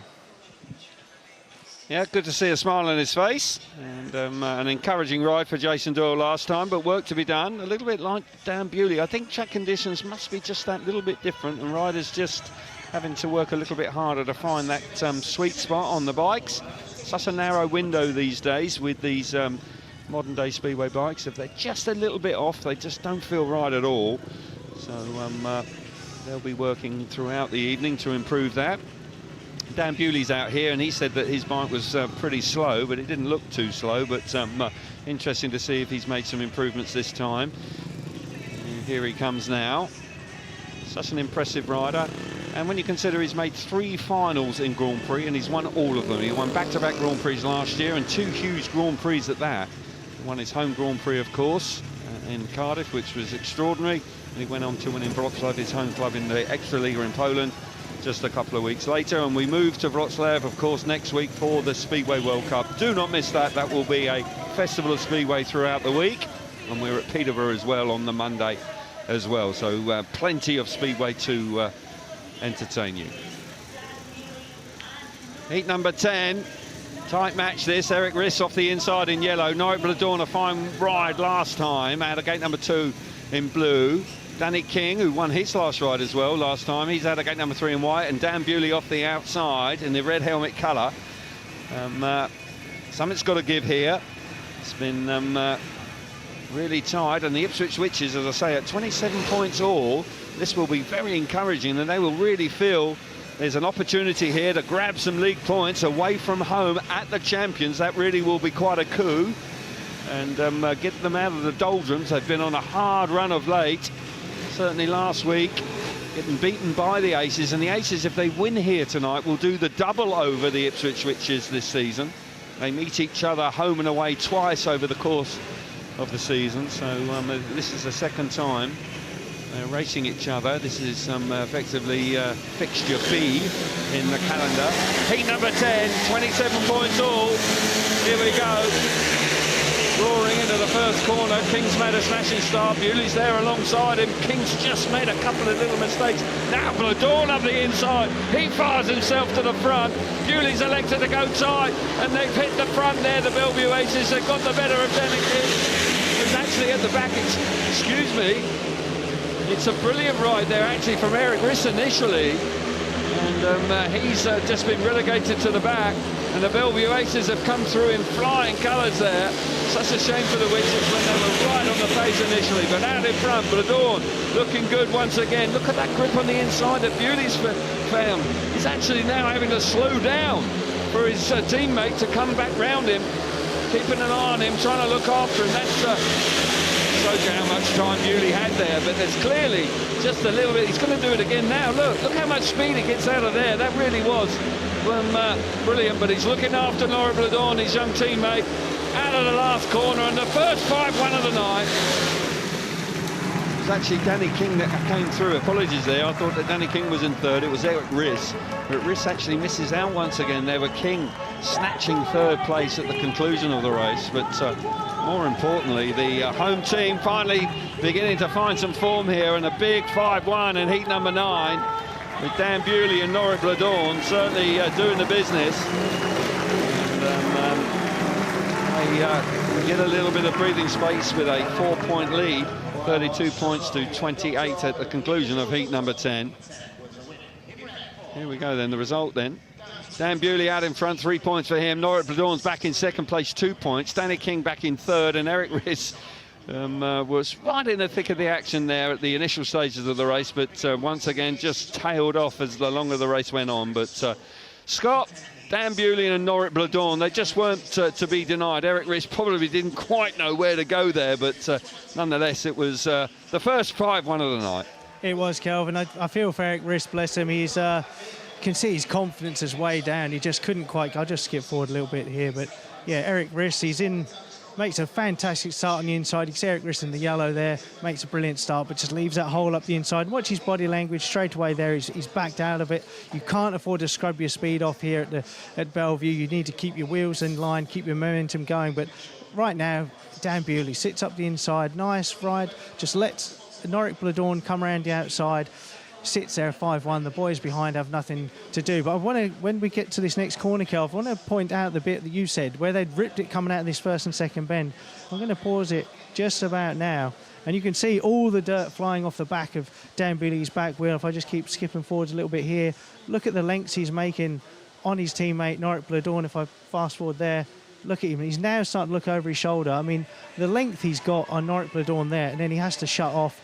Slows right up here, allows Norick Bloedorn to come around. Fantastic bit of team riding by Dan Bewley there. The Witches weren't really threatening, but still, it's an intimidating track here. You can't leave yourself vulnerable. You need to keep your speed up, keep the momentum going. And Dan Bewley, again, you can see over my shoulder, up on the inside there. Dan Bewley just, electric. And for somebody that says he's not happy with his bike, man, live, he can give it to me because I'll take it. Yeah, I'll take that one home, certainly. That one looks quite fast to me, and good ride there, and as I say, the first 5-1 of the night, and a 4-point lead, and the Ipswich Witches having to respond now, see if they can battle their way back into it. It's not out of sight at all. This meeting could go either way, that's for sure. Heat number 11 is an attractive lineup here for sure, with Brady Kurtz and Emil Sajfutdinow out. Keynan Rew, who has been in good form tonight. Had a poor first ride, but subsequently a win and a second, so right on the pace. Mark Lemon there, just having a chat with his young rising star, Connor Bailey. So heat number 11, Brady Kurtz off the inside in the red helmet colour. Emil Sajfutdinow alongside him in gate number 2 in white. Gate number 3 in blue is Tom Brennan, and Keynan Rew off the outside in yellow. This is could be quite a tear up here. Emil Sajfutdinow, who won his first ride in fine style, but then subsequently finished third second time out. And Brady Kurtz and Sajfutdinow, they raced strongly against each other last week at Foxhall Heath and Ipswich. And Brady Kurtz got the better of Sajfutdinow in heat 15 to actually clinch the victory there. So Sajfutdinow will be keen to try and get the better of the captain of the Aces. So keep your eyes on that. Big race here for the Witches. Can they bounce back? They don't want to allow the Aces to get their tails up, as it were. It's been nip and tuck throughout the evening so far. Certainly they have made a really good fist of it in the first 9 races. So it'll be interesting to see which way it goes. Keynan Rew there lining up very close to gate number 3, trying to see if he can get a jump across there. Tom Brennan, who will be coming out of gate number 3. That could be quite a tussle itself. So here we go. Important race here once again. Heat number 11. Green lights on. Cranks up. Away we go. Kurtz and Sajfutdinow. Kurtz there hits the front. Keynan Rew chopping back to the inside to get the better of Tom Brennan. And Sajfutdinow. Wow! How did he do that? He's come from nowhere. He charges up the inside 2 turns 3 and 4. Took Kurtz by surprise. Stunning move by Sajfutdinow. Keynan Rew has now been relegated to the back.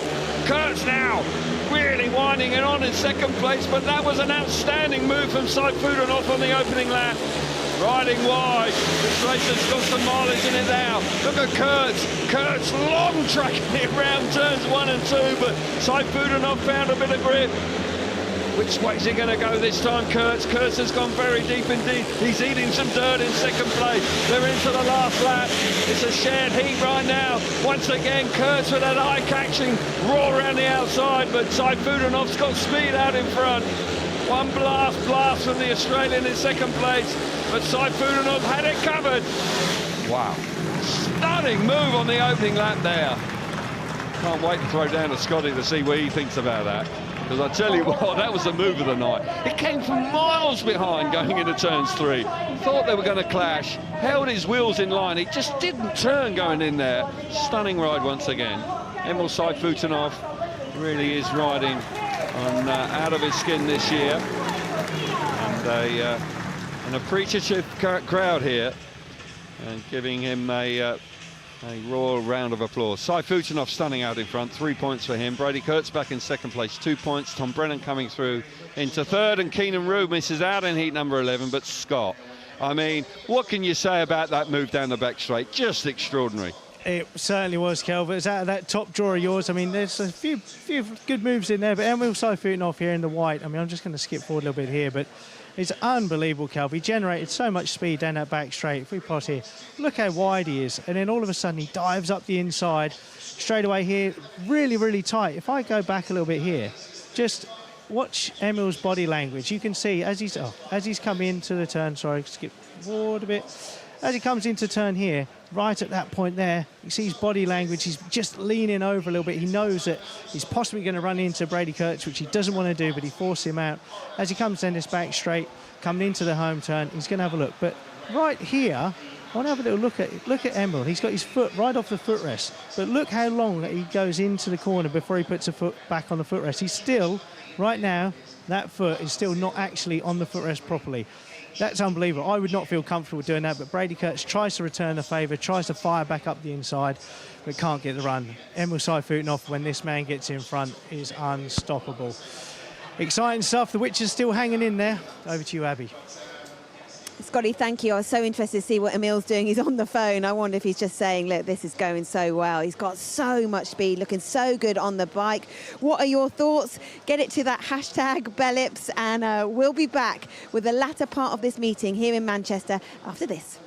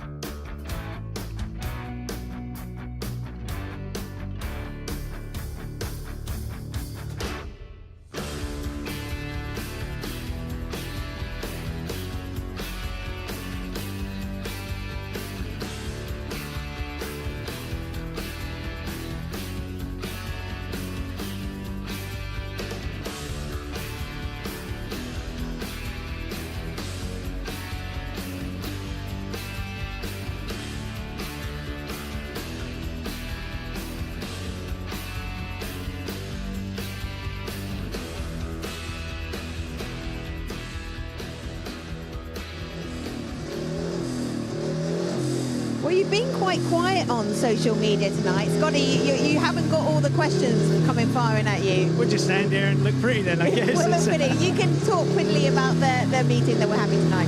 Yeah, the meeting's been good. It's interesting, like gate 3 is really not working too good, and when you're with like this side of the start, so I may do a telestray a bit later, but if you look at all the ruts there, they start to crisscross over each other. That's really problematic for the riders. And also off gate 1, all the rides are angled uphill because you can't afford to get trapped on the inside, otherwise you lose all your momentum. So it's just little bits and pieces to look out for.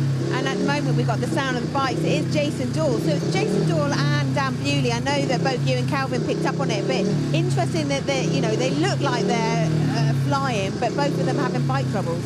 They are, and you know what, it just shows that when you're at the top of your game and you're pushing for a world championship like they are, they want every little bit out of it. And for us, we're thinking, bikes are pretty good. I'd be happy with any one of those. But no, Dan especially, I mean, that last race looked exceptionally quick. Jason, it's hard. He had problems at the Grand Prix. Obviously, he didn't want to talk about it, which is understandable. But then when you come into tonight, it's a big pressure meeting for the Witches. They need results. And here's a track where it's like a Grand Prix circuit. You need out-and-out speed. And he made some changes. He looked better then, but you know, Jason's not happy unless he's winning by streaks. Conversely, Emil Sajfutdinow just looking at one with that bike again. He is. He just rides a bike so well, and you watch him when he chases the dirt. He's very composed on the bike. He's up the front of the bike. He's only a little bit strong on the bike, but he's almost like willing the bike into that dirt. The other boys, when they get into dirt, are almost holding the bike back. To me, that just shows a rider that's totally high on confidence right now. Yeah, and that's what you see, don't you? You see the riders that are high on confidence, and like you mentioned in the programme, someone like Erik Riss really low on confidence. Remember, if you want those questions and put Scotty Nichols under the spotlight, use that hashtag Ballips, and we'll be back with the action after this.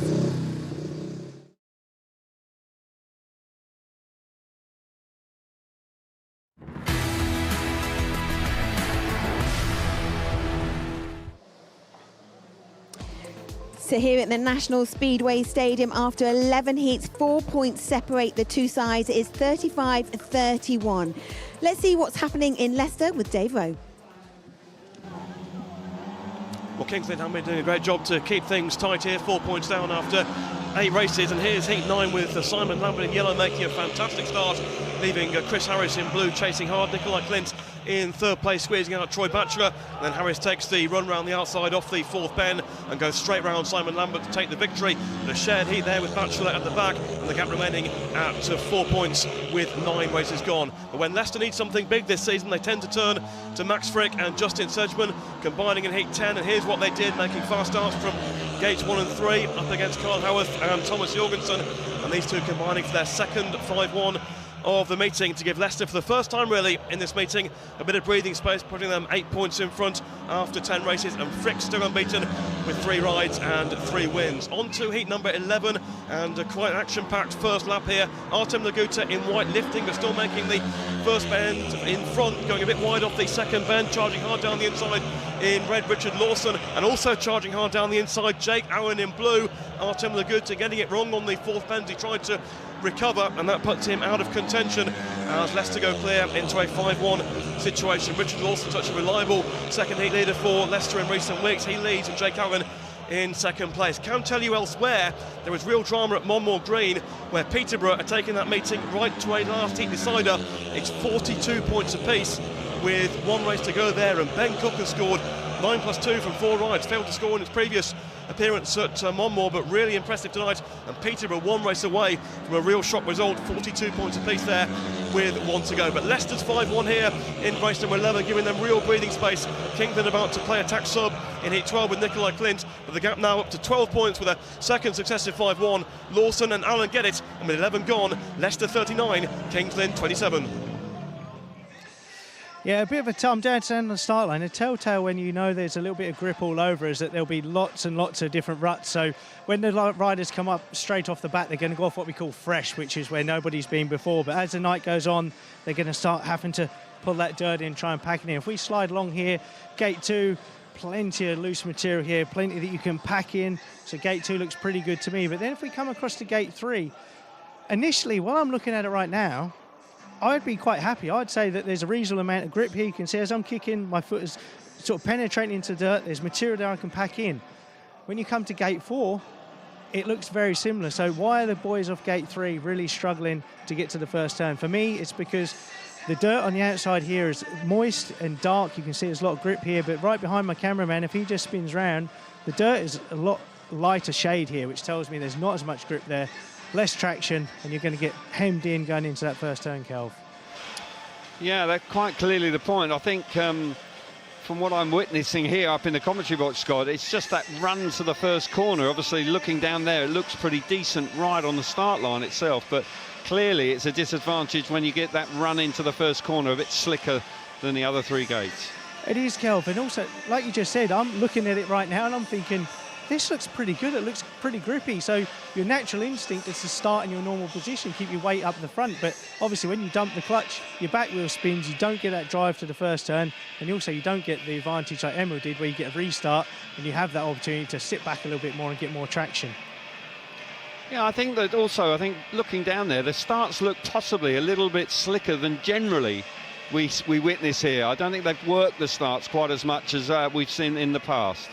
Possibly so, Kelvin. Also, the starts is quite deceptive. It looks really, really grippy, but they're not actually as grippy as they look. So the boys have really got to work on that and play with that as we get into the second stage of meeting. Can the Witches bounce back and claw themselves into the game? So back on with the action then. Good stuff from Scotty Nicholls down there on the start line. Just giving us a bit of a closer look of exactly what riders are having to deal with. But heat 12, 4 points in it, 35 points to 31. And it's a tight contest. It's been a bit of a roller coaster night for 1 or 2 riders. You know, Jason Doyle and Dan Bewley looking for more speed out of their equipment. There's no doubt that Emil Sajfutdinow has been in fine form once again, rock solid throughout the evening. Has Dan Bewley in truth, and a couple of wins in his last 2 rides. But heat number 12 with only 4 races remaining, and with a 5-1 previously to the home team. Heat number 12 then on the inside is Jaimon Lidsey, who has had his problems tonight with equipment. He goes from there in the red helmet colour. Danyon Hume out of gate number 2 in yellow, Tom Brennan out of gate number 3 in blue, and Danny King off the outside in white. Massive race this for the Witches. They really need to get a 4-2, and it is a very minimum here to try and close back in on the Aces as we come to the business end of the night. And heat number 13 will. That's coming up next. That really is quite a tasty looking race indeed. But Jaimon Lidsey, with those issues with the bike where they weren't quite sure what it was, certainly cost himself and the team earlier on when it packed up, when he got himself to the front. Looking to go all the way this time. But they're up against Danny King. Danny King going well, and off the outside he'll certainly have his part to play. Jason Doyle and Emil Sajfutdinow just having a bit of a chat, waiting patiently for the very next race. Riders coming forward now, as I say, for the Ipswich Witches, who have done very well tonight. They've battled really hard, they've hung in there, they've hung tough. Here we go then, pace up, away we go. Hit that first corner. Super stuff from Jaimon Lidsey initially. Here comes Danny King. Danny King, 3 abreast down the back straight. No, wow! And no racing room there at all. And Danny King having to force riders very hard indeed there. Tom Brennan coming under a lot of pressure, still winding it on, but both of the Ipswich riders are coming through into 2nd and 3rd. Jaimon Lidsey, the bike running much better this time. Brennan there ran the outside of Danny King, trying to get his way back into 3rd place. Now he's got up the inside. What a move from Brennan. Now can King react? This is sensational speedway here for 2nd and 3rd. Jaimon Lidsey's away with it, but Tom Brennan has ridden a storming race to come through into 2nd place there. Danyon Hume is now tailed off at the back. I tell you what, you've got to tip your hat to Tom Brennan there. That was such a smart ride from him. And it looks like the home team are going to have 2 consecutive 5-1s unless, wow! Did Danny King get up there? That was awfully close on the run to the line. What a superb speedway race that was for 2nd and 3rd. Jaimon Lidsey was a comfortable winner of heat number 12, but what a battle it was for 2nd and 3rd. Don't know, I think King may have just got there, you know, on the run to the line. Let's have a look now. No, it looks like Tom Brennan just may have just held on there. What a smashing race that was, and a very intelligent ride by Tom Brennan to work his way into the race, no panic at all, and rode very intelligently there to pick up second place. Brilliant speedway all round, but the end result is it's another 5-1 to the home team. This will confirm it. Yep, an 8-point lead right now for the home team. Jaimon Lidsey out in front, fast, really fast. Tom Brennan superb in second place. Danny King fighting for his life there back in third, and Danyon Hume missing out in heat number 12. Super speedway race here, and Tom Brennan, I've got to say, Scott, this was a terrific ride. He's made a good start here, but Danny King with a strong move early on. It was, Kelvin. It was a forceful move, and he made a good start off the gate 3 that I said was pony, so he kind of proved me wrong. He made a super start off it. But it's a forceful move from Danny there. Danny's, he knows how much this meeting means to the Witches. They desperately need to get themselves back in the game. And Danny's rode a smart race here, actually. He could have, a lot of riders would have rushed right up into the high into that turn there and tried to force Tom even wider. But right here, look how hard he is on Tom there, forcing him hard, elbow to elbow. But Tom, brave rider, to the outside of Danny, and later on Kelvin was smart. He opted to cut back to the inside, showed his home track knowledge, and actually just a good racing instinct to get back up the inside of Danny. It was indeed, and as you say, this track's got plenty of width, so you can ride like that here, can't you? You can ride with elbow to elbow and feel relatively comfortable. You certainly can, Kelvin, and they showed how you can do that, but at the same time it shows how you can start to race the rider and not the race and leave yourself vulnerable and get counter-passed, which is what Tom Brennan just did there to Danny. Fantastic ride. It was a fantastic ride indeed. Thanks very much, Scott. So heat 13, what a lineup we got for you here. There's no doubt that the Belle Vue Aces with a 5-1 here can clinch the match. And the aggregate point almost certainly is in the bag as well. They are 10 points ahead on the aggregate score, so they're looking strong for that. But when you've got Sajfutdinow and Doyle in a race where you've got every chance of picking up a heat advantage, Chris Louis there just studying the programme. Heat number 13, what a lineup. Emil Sajfutdinow off the inside in the white helmet colour. Dan Bewley alongside him in gate number 2 in red. Gate number 3 in yellow is Jason Doyle and Brady Kurtz off the outside in blue. And British Speedway producing fabulous speedway once again here on a Monday night. And what a lineup we've got here. The full focus from everybody on this one. Grand Prix stars, Grand Prix winners. Of course, Sajfutdinow not in the Grand Prix this year, but there's no doubt he is more than certainly world number 3, of course, in 2021. Brilliant rider, one of the best riders that hasn't been a world champion, you would suggest. A Speedway of Nations winner, of course, with Artem Daguta on 3 consecutive years, so he knows what it takes to win. Good race to win this one, no doubt about it. And can Doyle and Sajfutdinow perform here off of gates 1 and 3? Sajfutdinow off that inside gate. Doyle had going to have to do something, but we saw that man there, Jaimon Lidsey, win heat number 12 from gate number... Oh, he certainly won from the inside. Brennan coming through nicely in second place. Here we go. Heat number 13. Oh, bit of movement on the inside there. No surprise at all to see the red lights come on. Sense that it was Emil Sajfutdinow that just may have been a bit impetuous there. Just may have moved a touch before the tapes went up. And Seth Perkin, the referee there, immediately putting the red lights on. Phil Morris, that's key. Let's have another look here.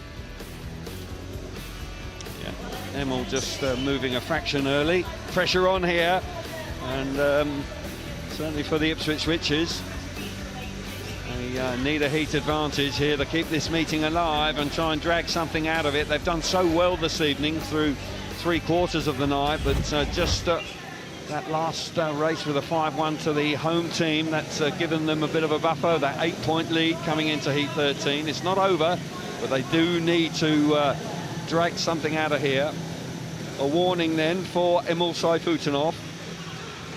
Line up once again is Emil Sajfutdinow on the inside. Dan Bewley out of gate number 2 in red. Jason Doyle off of gate number 3 in yellow, and Brady Kurtz off the outside in blue. Bit of extra gardening there for Dan Bewley.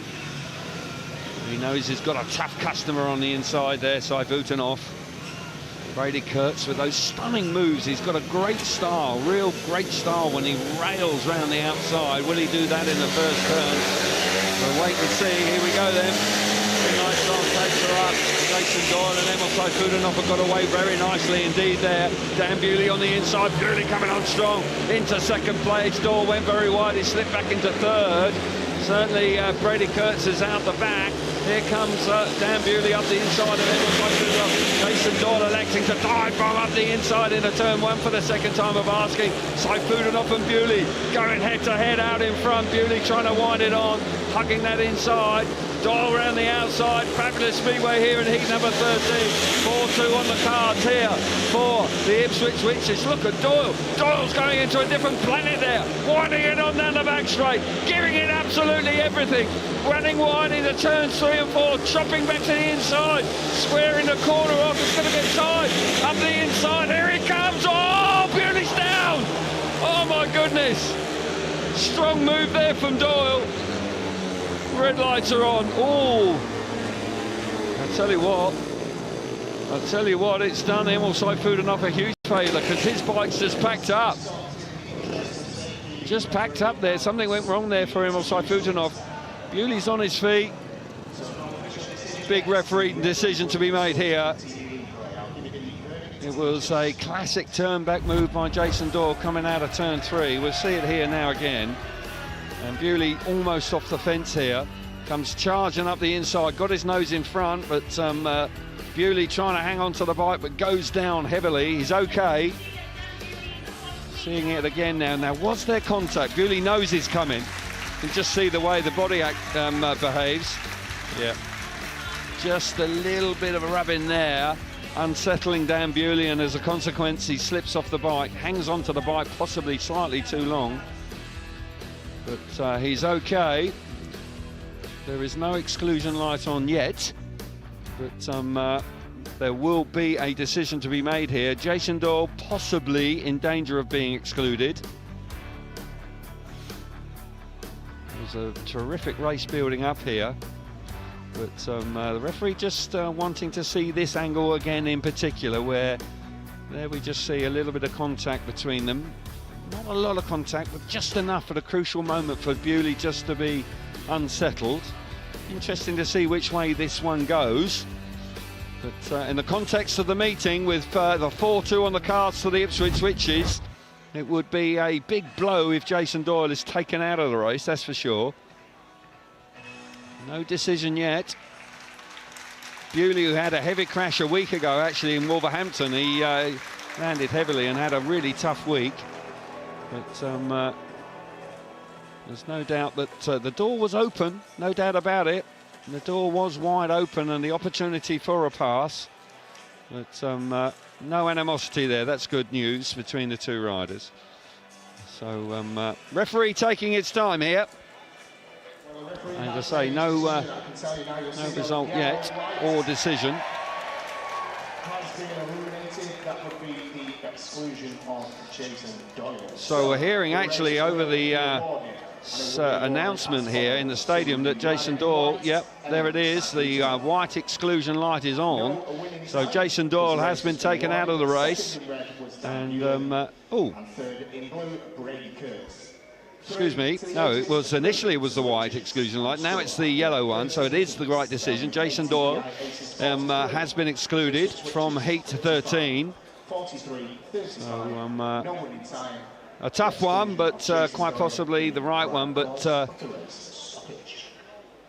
moving on to heat 14, sponsored by yeah, Scott, tough decision for the referee there, but got to feel that the opportunity was there for Jason to overtake, but the contact clearly is what has made the mind up for the referee.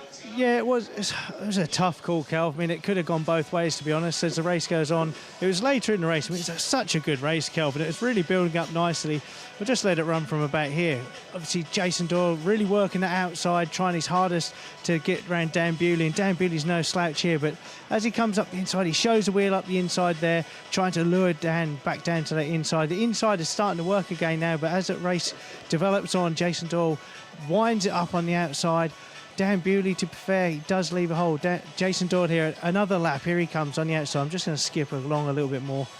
Let's get to the good bit. Here he comes. Now, this is the bit where it gets interesting. Jason Doyle lines up. And like you said before, Calvert, such a big track, so wide. And as he comes through, bang, right here. Now, the hard thing is there is contact. You can see there is definitely some contact round there. It's difficult. But to be honest, I would have said from the other angle, Dan Bewley, it was hard. I mean, I think both riders, Kelvin, I don't know what you think, but both riders would have an equal argument to see what happens there. But I believe Abby's got some reaction down in the pits. Yeah, Chris and I were just speaking. It is the result that you expected. The referee's decision, yeah.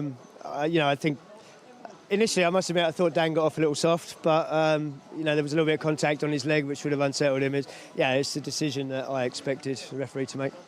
Only good thing is, if we look at the positive here, Jason Doyle doesn't look too angry. We've seen a lot of exclusions in the Speedway Grand Prix series, and we haven't wanted to chat. So he kind of, I suppose, knew that he went in a bit heavy. Yeah, I don't think he did go in heavy. I think Dan was probably looking for what he got in the end. But you know, that's Speedway, it's Team Speedway. He is upset, I can tell you that. Oh, really? yeah. But you know, look, we're still in this. We're putting Emil out in place of Dan in this one. You know, looking for 5 points, and then it's match on for the last one. Yeah, Chris, look, you've got 8 points to make up. Really strong in the first part of this meeting. Just need them to come good now. Yeah, of course. You know, look, we're still within touching distance. We can still get 8 points, pull that 8 points back. So that's what we've got to try and do. Thank you. So there we go then. The race has been awarded. So we move on to 43 points to 35. A shared heat as a consequence of the race being awarded.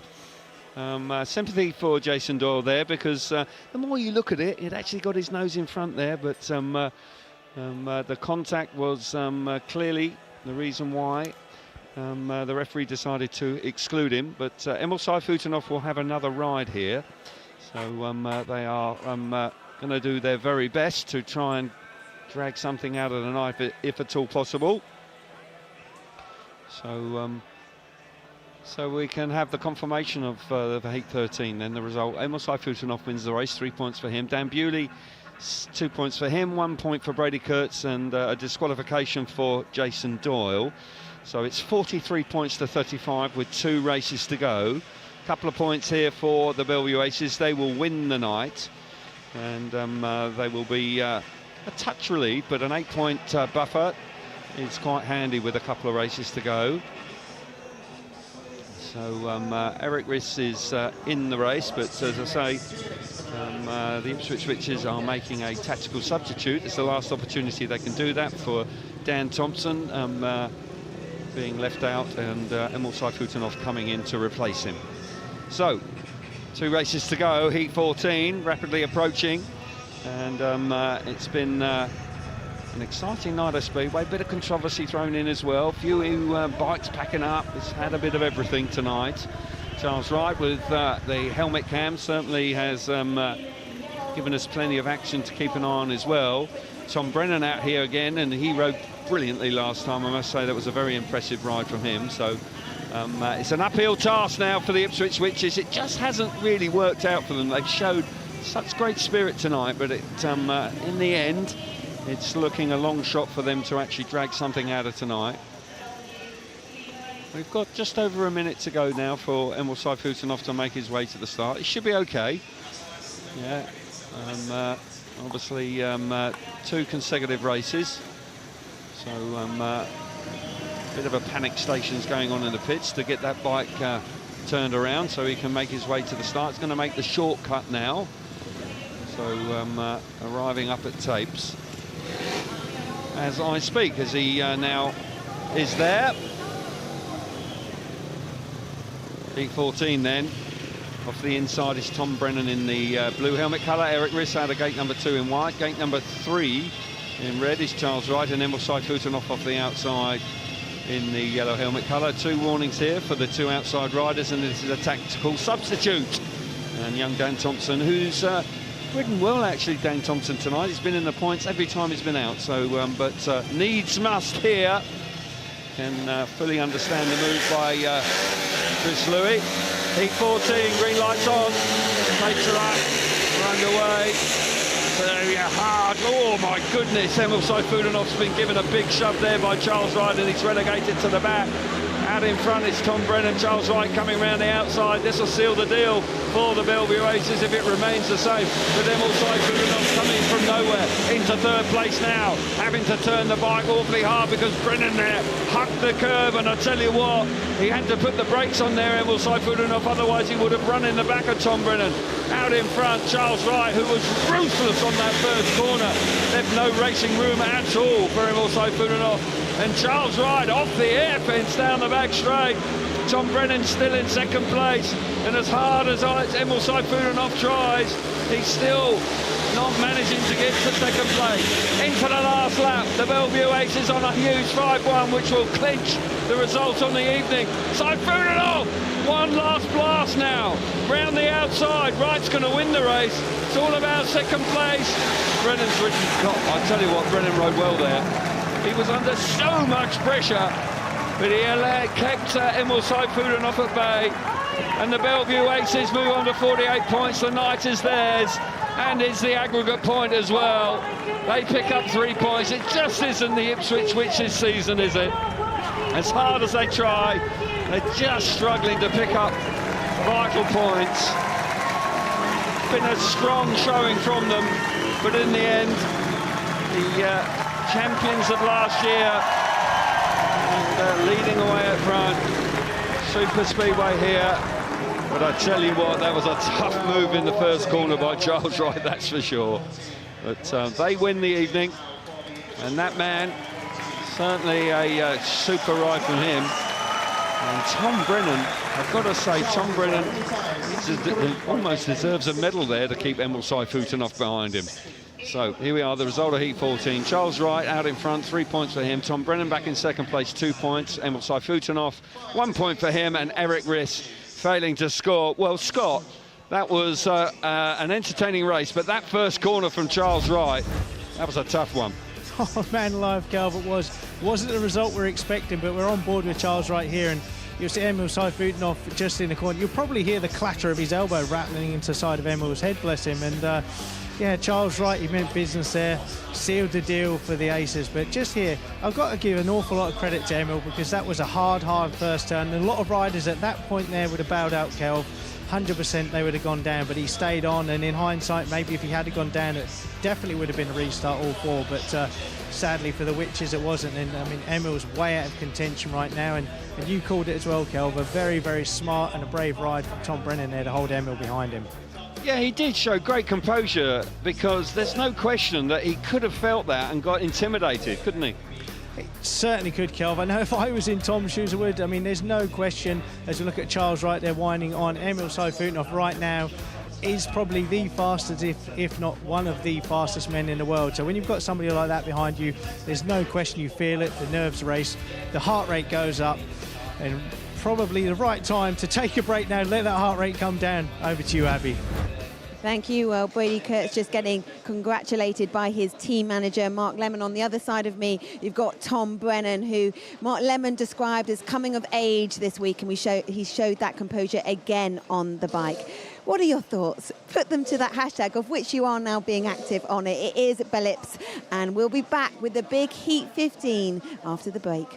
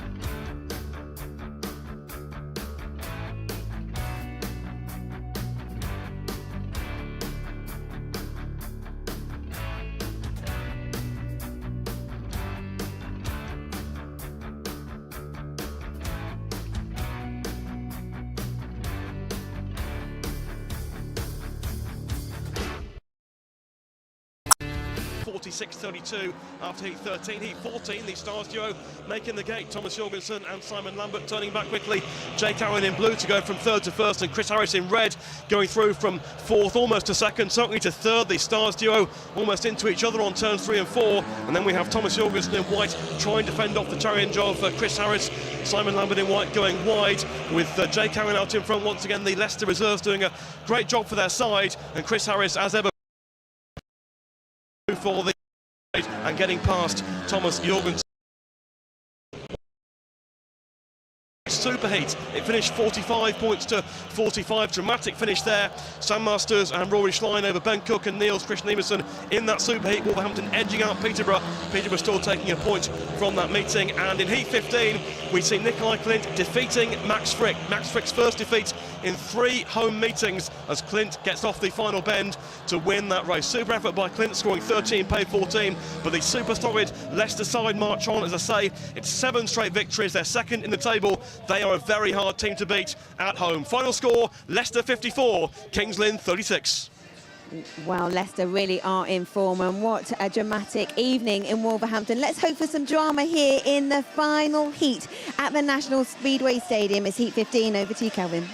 Yes, thanks very much, Abby. Yeah, it's been a super night of Speedway, but the champions have come out on top. But we've got an exciting race to conclude the night, and that man out there with big wide elbows, Charles Wright, certainly is going to come up against Emil Sajfutdinow once again. It could be quite a tussle with them on the outside 2 gates.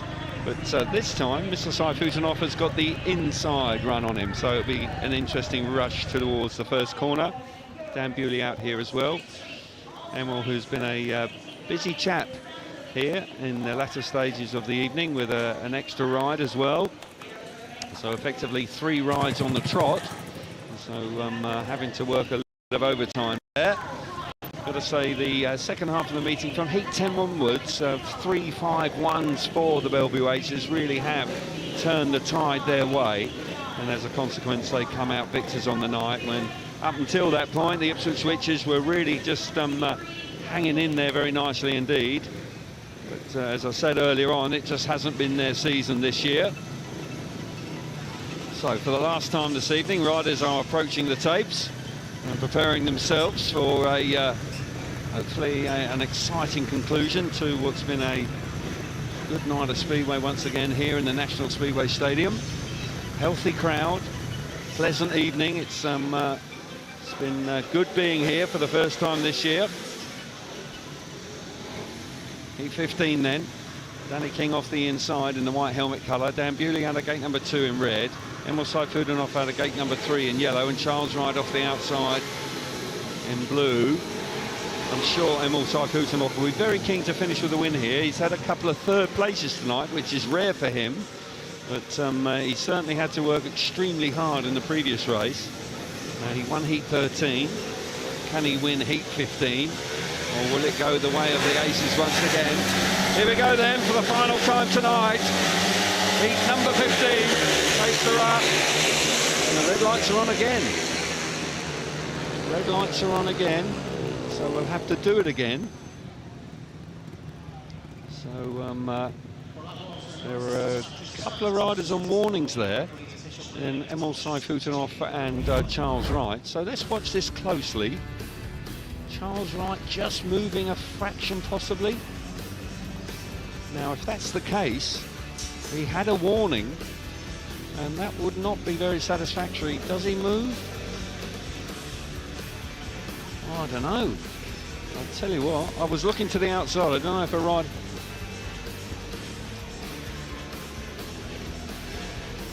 Let's have a look at this. See if anybody moves. Wow. I'll tell you, if they did, it was absolutely minimal. We've got a red lights on again here now. So if it's a rider with a warning, which applies to, yeah, so the rider in blue, Charles Wright, is excluded. And I think that's slightly harsh. I think that's harsh. I'm not sure it was necessary. But there we are. That's the referee's decision. Such a shame after a superb ride in heat 14 from him. and it's kind of, yeah. Mark Lemon on the phone to the referee, obviously fighting his corner.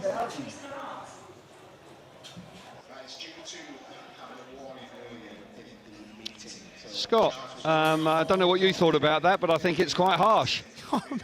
Well, the fact that we've had to look at it 3 or 4 times to try and spot the movement tells me that there was very, very minimal movement, if anything. And I've literally got this on freeze frame, so I'm going to, if it zooms in, I mean, literally look, I mean, that referee's got some exceptionally good eyes, because that is how small the movement is.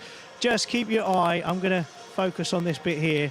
Just keep your eye on Charles's front wheel. I'm going to look. I mean, literally, that is so minimal. Also, Kelv, you'll know that here at Belle Vue, we're going to be revving the bikes hard at the start line. And for new viewers, we do not have brakes. And you get a tiny bit of clutch drag. That's not even clutch drag, is it, Kelv? That's possibly just a little bit of vibration even can do that. Yeah, very harsh indeed. I can only agree with you. It seems unnecessary. And as I say, it was such a minimal bit of movement there. We've had to look at it very closely indeed. See Charles shaking his head there. I mean, it's just, I feel for him. That is bonkers. There we go then. The decision has been made, and Tom Brennan will come in, a handy replacement. I can have some sympathy there for Charles Wright, who quite clearly feels aggrieved. But we'll have to do it all again with young Tom Brennan coming in, who was also rode superbly well in Heat 14 to hold back Emil Sajfutdinow. So let's get some reaction with Abby. Charles, if you're any consolation, there's us and a mass of riders just looking at the screen saying, can't see any movement. Your thoughts? I don't think I'm on his Christmas list or something, but that's twice tonight I've not moved and been punished for making it. I didn't even make the start, and early on in the night I made the start and didn't move it again. So yeah, I don't think he likes me. There's something against him, but no, it's what it is, and just move on. I had a decent night. I had a good race in my last one, so. And I was just about to say how frustrating after the performance that you put down in Heat 14. Yeah, we knew it was a massive race, so we knew me and Tom needed to do something so that, you know, they would have put Doyle and Emil in the last one, so we knew it would be close to Heat 15, so it was vital to get a heat advantage in 14. Charles, thank you. Let's go and watch Heat 15. Cheers. Well, fair play to Charles Wright. Firstly, to having a chat with Abby, and clearly frustrated, but having to take it on the chin, as it were. But a little bit unfortunate there, I would think. And I know that if that had been me, I think I probably would have been a touch more animated. But there we are. So here we go then. Restart of Heat 15. Danny King on the inside in white. Dan Bewley out of gate number 2 in red. Emil Sajfutdinow gate number 3 in yellow. And Tom Brennan on the outside in blue. Don't flinch on the start. Please don't flinch on the start, Emil Sajfutdinow, because you might find your way back to the pits a bit early. Here we go. So let's hope this is the final time of the night that we have riders coming forward. Brennan just taking a bit of extra time on the outside, just doing a bit of gardening, getting himself ready. He's ridden well tonight, and down at reserve, Tom Brennan's going to be very useful indeed. He's ridden really strongly tonight, Tom Brennan. Been amongst the point. He's had 2 paid wins in his last 2 rides, so he's going along very nicely indeed. Here we go then. Roaring into the first corner. Dan Bewley's Meta Supers. Oh, he's packed up! Oh, how many times have we seen that tonight? Can you believe it? And that's allowed the Ipswich pair to fire themselves to the front. Danny King is out in front. Emil Sajfutdinow up the inside. King has just now suddenly realised that Emil's there with him. He's hugging the inside once again. Brennan's electing to go right round the inside. Certainly Emil Sajfutdinow is now coming under huge pressure from Tom Brennan. Brennan round the outside. Can he get himself into second place? He has done indeed. Don't think that the Ipswich pair work very well together there. Now Sajfutdinow, can he respond? He's electing to go wide into turns 3 and 4. Midway through the race. Is he going to get around the outside? Brennan riding superbly well, showing great speed. King electing to hug the inside. Emil Sajfutdinow now chopping back to the inside. One last chance. No room there. No room at all. Can he get up the inside? He's forced his way through. What a stunning arse corner. Bit of consolation there for the Ipswich Witches in Heat 15. Don't think they worked particularly well together, but in the end, it worked out. Dan Bewley limps over the line, half a lap behind with some sort of issue with the bike. Brennan there rode very well indeed, but there's no doubt that in the end that was a terrific effort from Sajfutdinow to force his way through into second place, and a 5-1 to the Ipswich Witches to reduce the scoreline to 49 points to 41. Terrific way to end the night. A smashing night of Speedway once again here in Manchester. Danny King out in front, 3 points for him. Stunning ride from Sajfutdinow back in second place, 2 points. Tom Brennan relegated to third, and bad luck for Dan Bewley with an issue in the first corner. Here we see it again, Scotty. What a race this was. It was. I mean, feel for Dan Bewley just right now. They could have caused carnage there, because Emil Sajfutdinow, you see, he has to come off the gas in yellow there, slips up the inside, and it was at this point some sort of consolation to Ipswich Kelv that they were on a 5-1. Obviously, commiserations for Dan there and shot. Scott out, his cutouts come out, Scotty. Yeah, I just saw the cutout dangling there. How frustrating is that? But what a move from Emil up the inside there. Last bend, last lap. Much needed. That's a little bit of redemption there. You have to feel for Tom, who rode a brilliant race. But you said it there, to be fair, earlier doors. The two Ipswich boys, not probably the best team riding, but at least they ran out with a win. Over to you, Abby. Well, it was drama in that final heat after all. What were your thoughts? Put it to Belle Ips, and we will be back with all the analysis after this.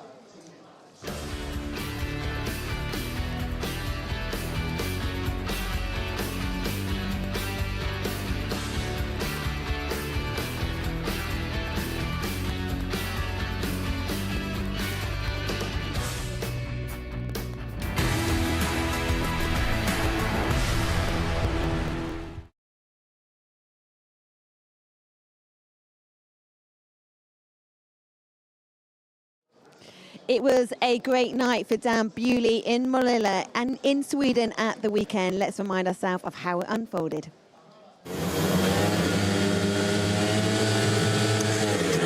Lights on, tapes are up, and Vashlik's made a super start on the inside. Lingren now having to go wide. Dudek up the inside. Here comes Bewley trying to square it off. He's into third. Is he into second? He's going to follow Vashlik through. Is he? Yes, he is.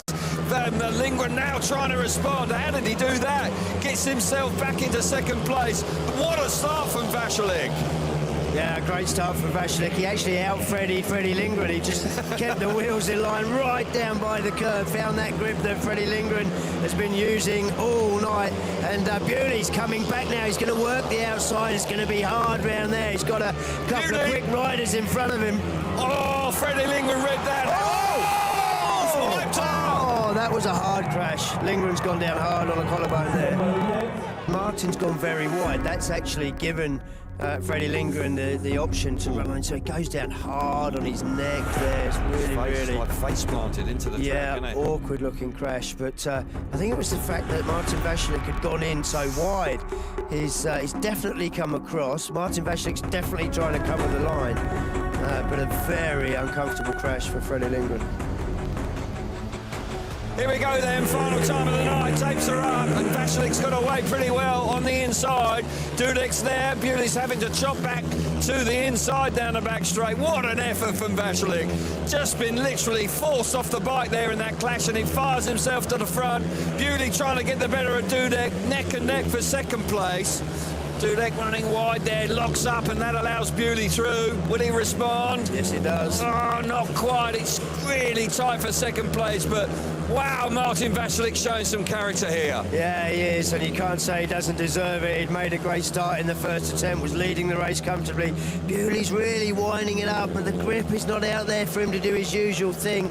He's now looking up. Bewley's in the front! What a move from Dan Bewley from nowhere! Bewley hasn't made a final all season long, and he looks like in his first appearance in a final he's going to win! Oh, he took Martin Vashlik by surprise there, no doubt about it! What a night for Dan Bewley! Can't believe it!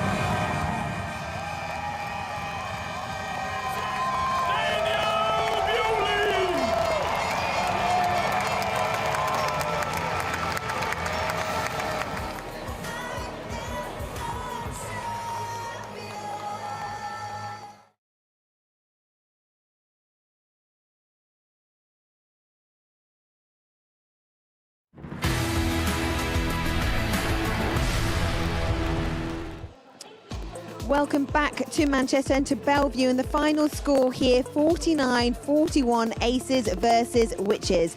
Aces take all the points as well as the aggregate as well, of course. Quick reminder of all the sport that is coming up. Includes cycling Tour de France at stage 16, Eurosport 1 tomorrow live at 11:45. The Tour de France Femmes is on Sunday at Eurosport 1 at 11. Formula E, it's a double header from round 15. London, it's the 29th of July. As I take a quick breath, this is what it means in terms of Speedway for the overall table. Belle Vue Aces, they're just piling on the points. So are Leicester Lions, and Leicester Lions do have matches in hand. Wolverhampton Wolves, it was a dramatic meeting tonight against Peterborough, but they're in third. Sheffield Tigers in fourth. Ipswich Witches, they've got a huge job to do. Mathematically, I think it's still possible for them to make the playoff. Kingsland Stars, Peterborough Panthers obviously trailing at the bottom of the table. Let's join Scott Nichols now, who's with Tom Brennan. Yeah, thanks, Abby. Certainly a star tonight, Tom Brennan. We're going to have a quick look at Heat 12, Tom. We had a fantastic race with Danny King. If you just want to talk us through. Yeah, so I actually thought I made a really, really good start, and obviously normally this line here kind of like slingshots me down the straight, but unfortunately, Danny had a really good run, and he was fair, and he ran you hard. Ran me very hard, yeah. But as you can see here, I mean, I was still trying to be committed to that outside, but Danny was working it good, so I didn't have to think on my toes. You certainly did, because right at that point there, you are dead and buried at the back. But this move here, for me, was a smart move. How much of that was instinct, or how much of that was race knowledge, home track knowledge? Most of it was all in slow motion, which obviously you'll know yourself. I mean, obviously racing. Yeah, I'm just slow, mate. No, don't be silly. No, racing is obviously very, very fast, but it also goes past very slow. So everything kind of happened quite naturally, and as you say, managed to work myself there. You did, but I have to be honest, mate, when you say it's in slow motion, we're going to go to Emma now, but when things are in slow motion, that's when you're in the zone, when you're feeling good. When you're not confident, everything is like rushed and fast-paced. But this is the one with Emil Sajfutdinow. Your teammate, Charles Wright, did you a massive favour. Charles did most of the work in that one, I think. In the first term. But how much did you feel a different type of pressure, and was your heart rate a lot more elevated knowing that you've got Emil chasing you down? It was more so the fact was Charles was pulling more and more, and I seem to be getting slower and slower. But no, I mean, obviously you obviously have to try and keep everybody the same as obviously best you can. Emil behind you is obviously one of the hardest chargers going, so. No, it was one of those things. Had to try and stick to my guns. You can see how much he means it, mate. He's like banging off the airbags, but that was a mature race from you, because, home track knowledge or whatever, but that was a mature, composed race, because a lot of riders would have easily got sucked into chasing Emil out wide, but a great race. No, thank you very much. No, white line fever, and obviously paid off. White line fever, you got the points in the bag. Thanks for chatting to us, Tom. Over to you, Abby. Scott, thank you. Well, the music is still belting out here around the National Speedway Stadium. The Aces have certainly aced it this evening, and they go further ahead in points at the top of the table. We'll be back for more Monday Night Speedway next week, when we head to the East of England Arena for Peterborough versus Kings Lynn. But from all of us, thank you for watching. See you next Monday.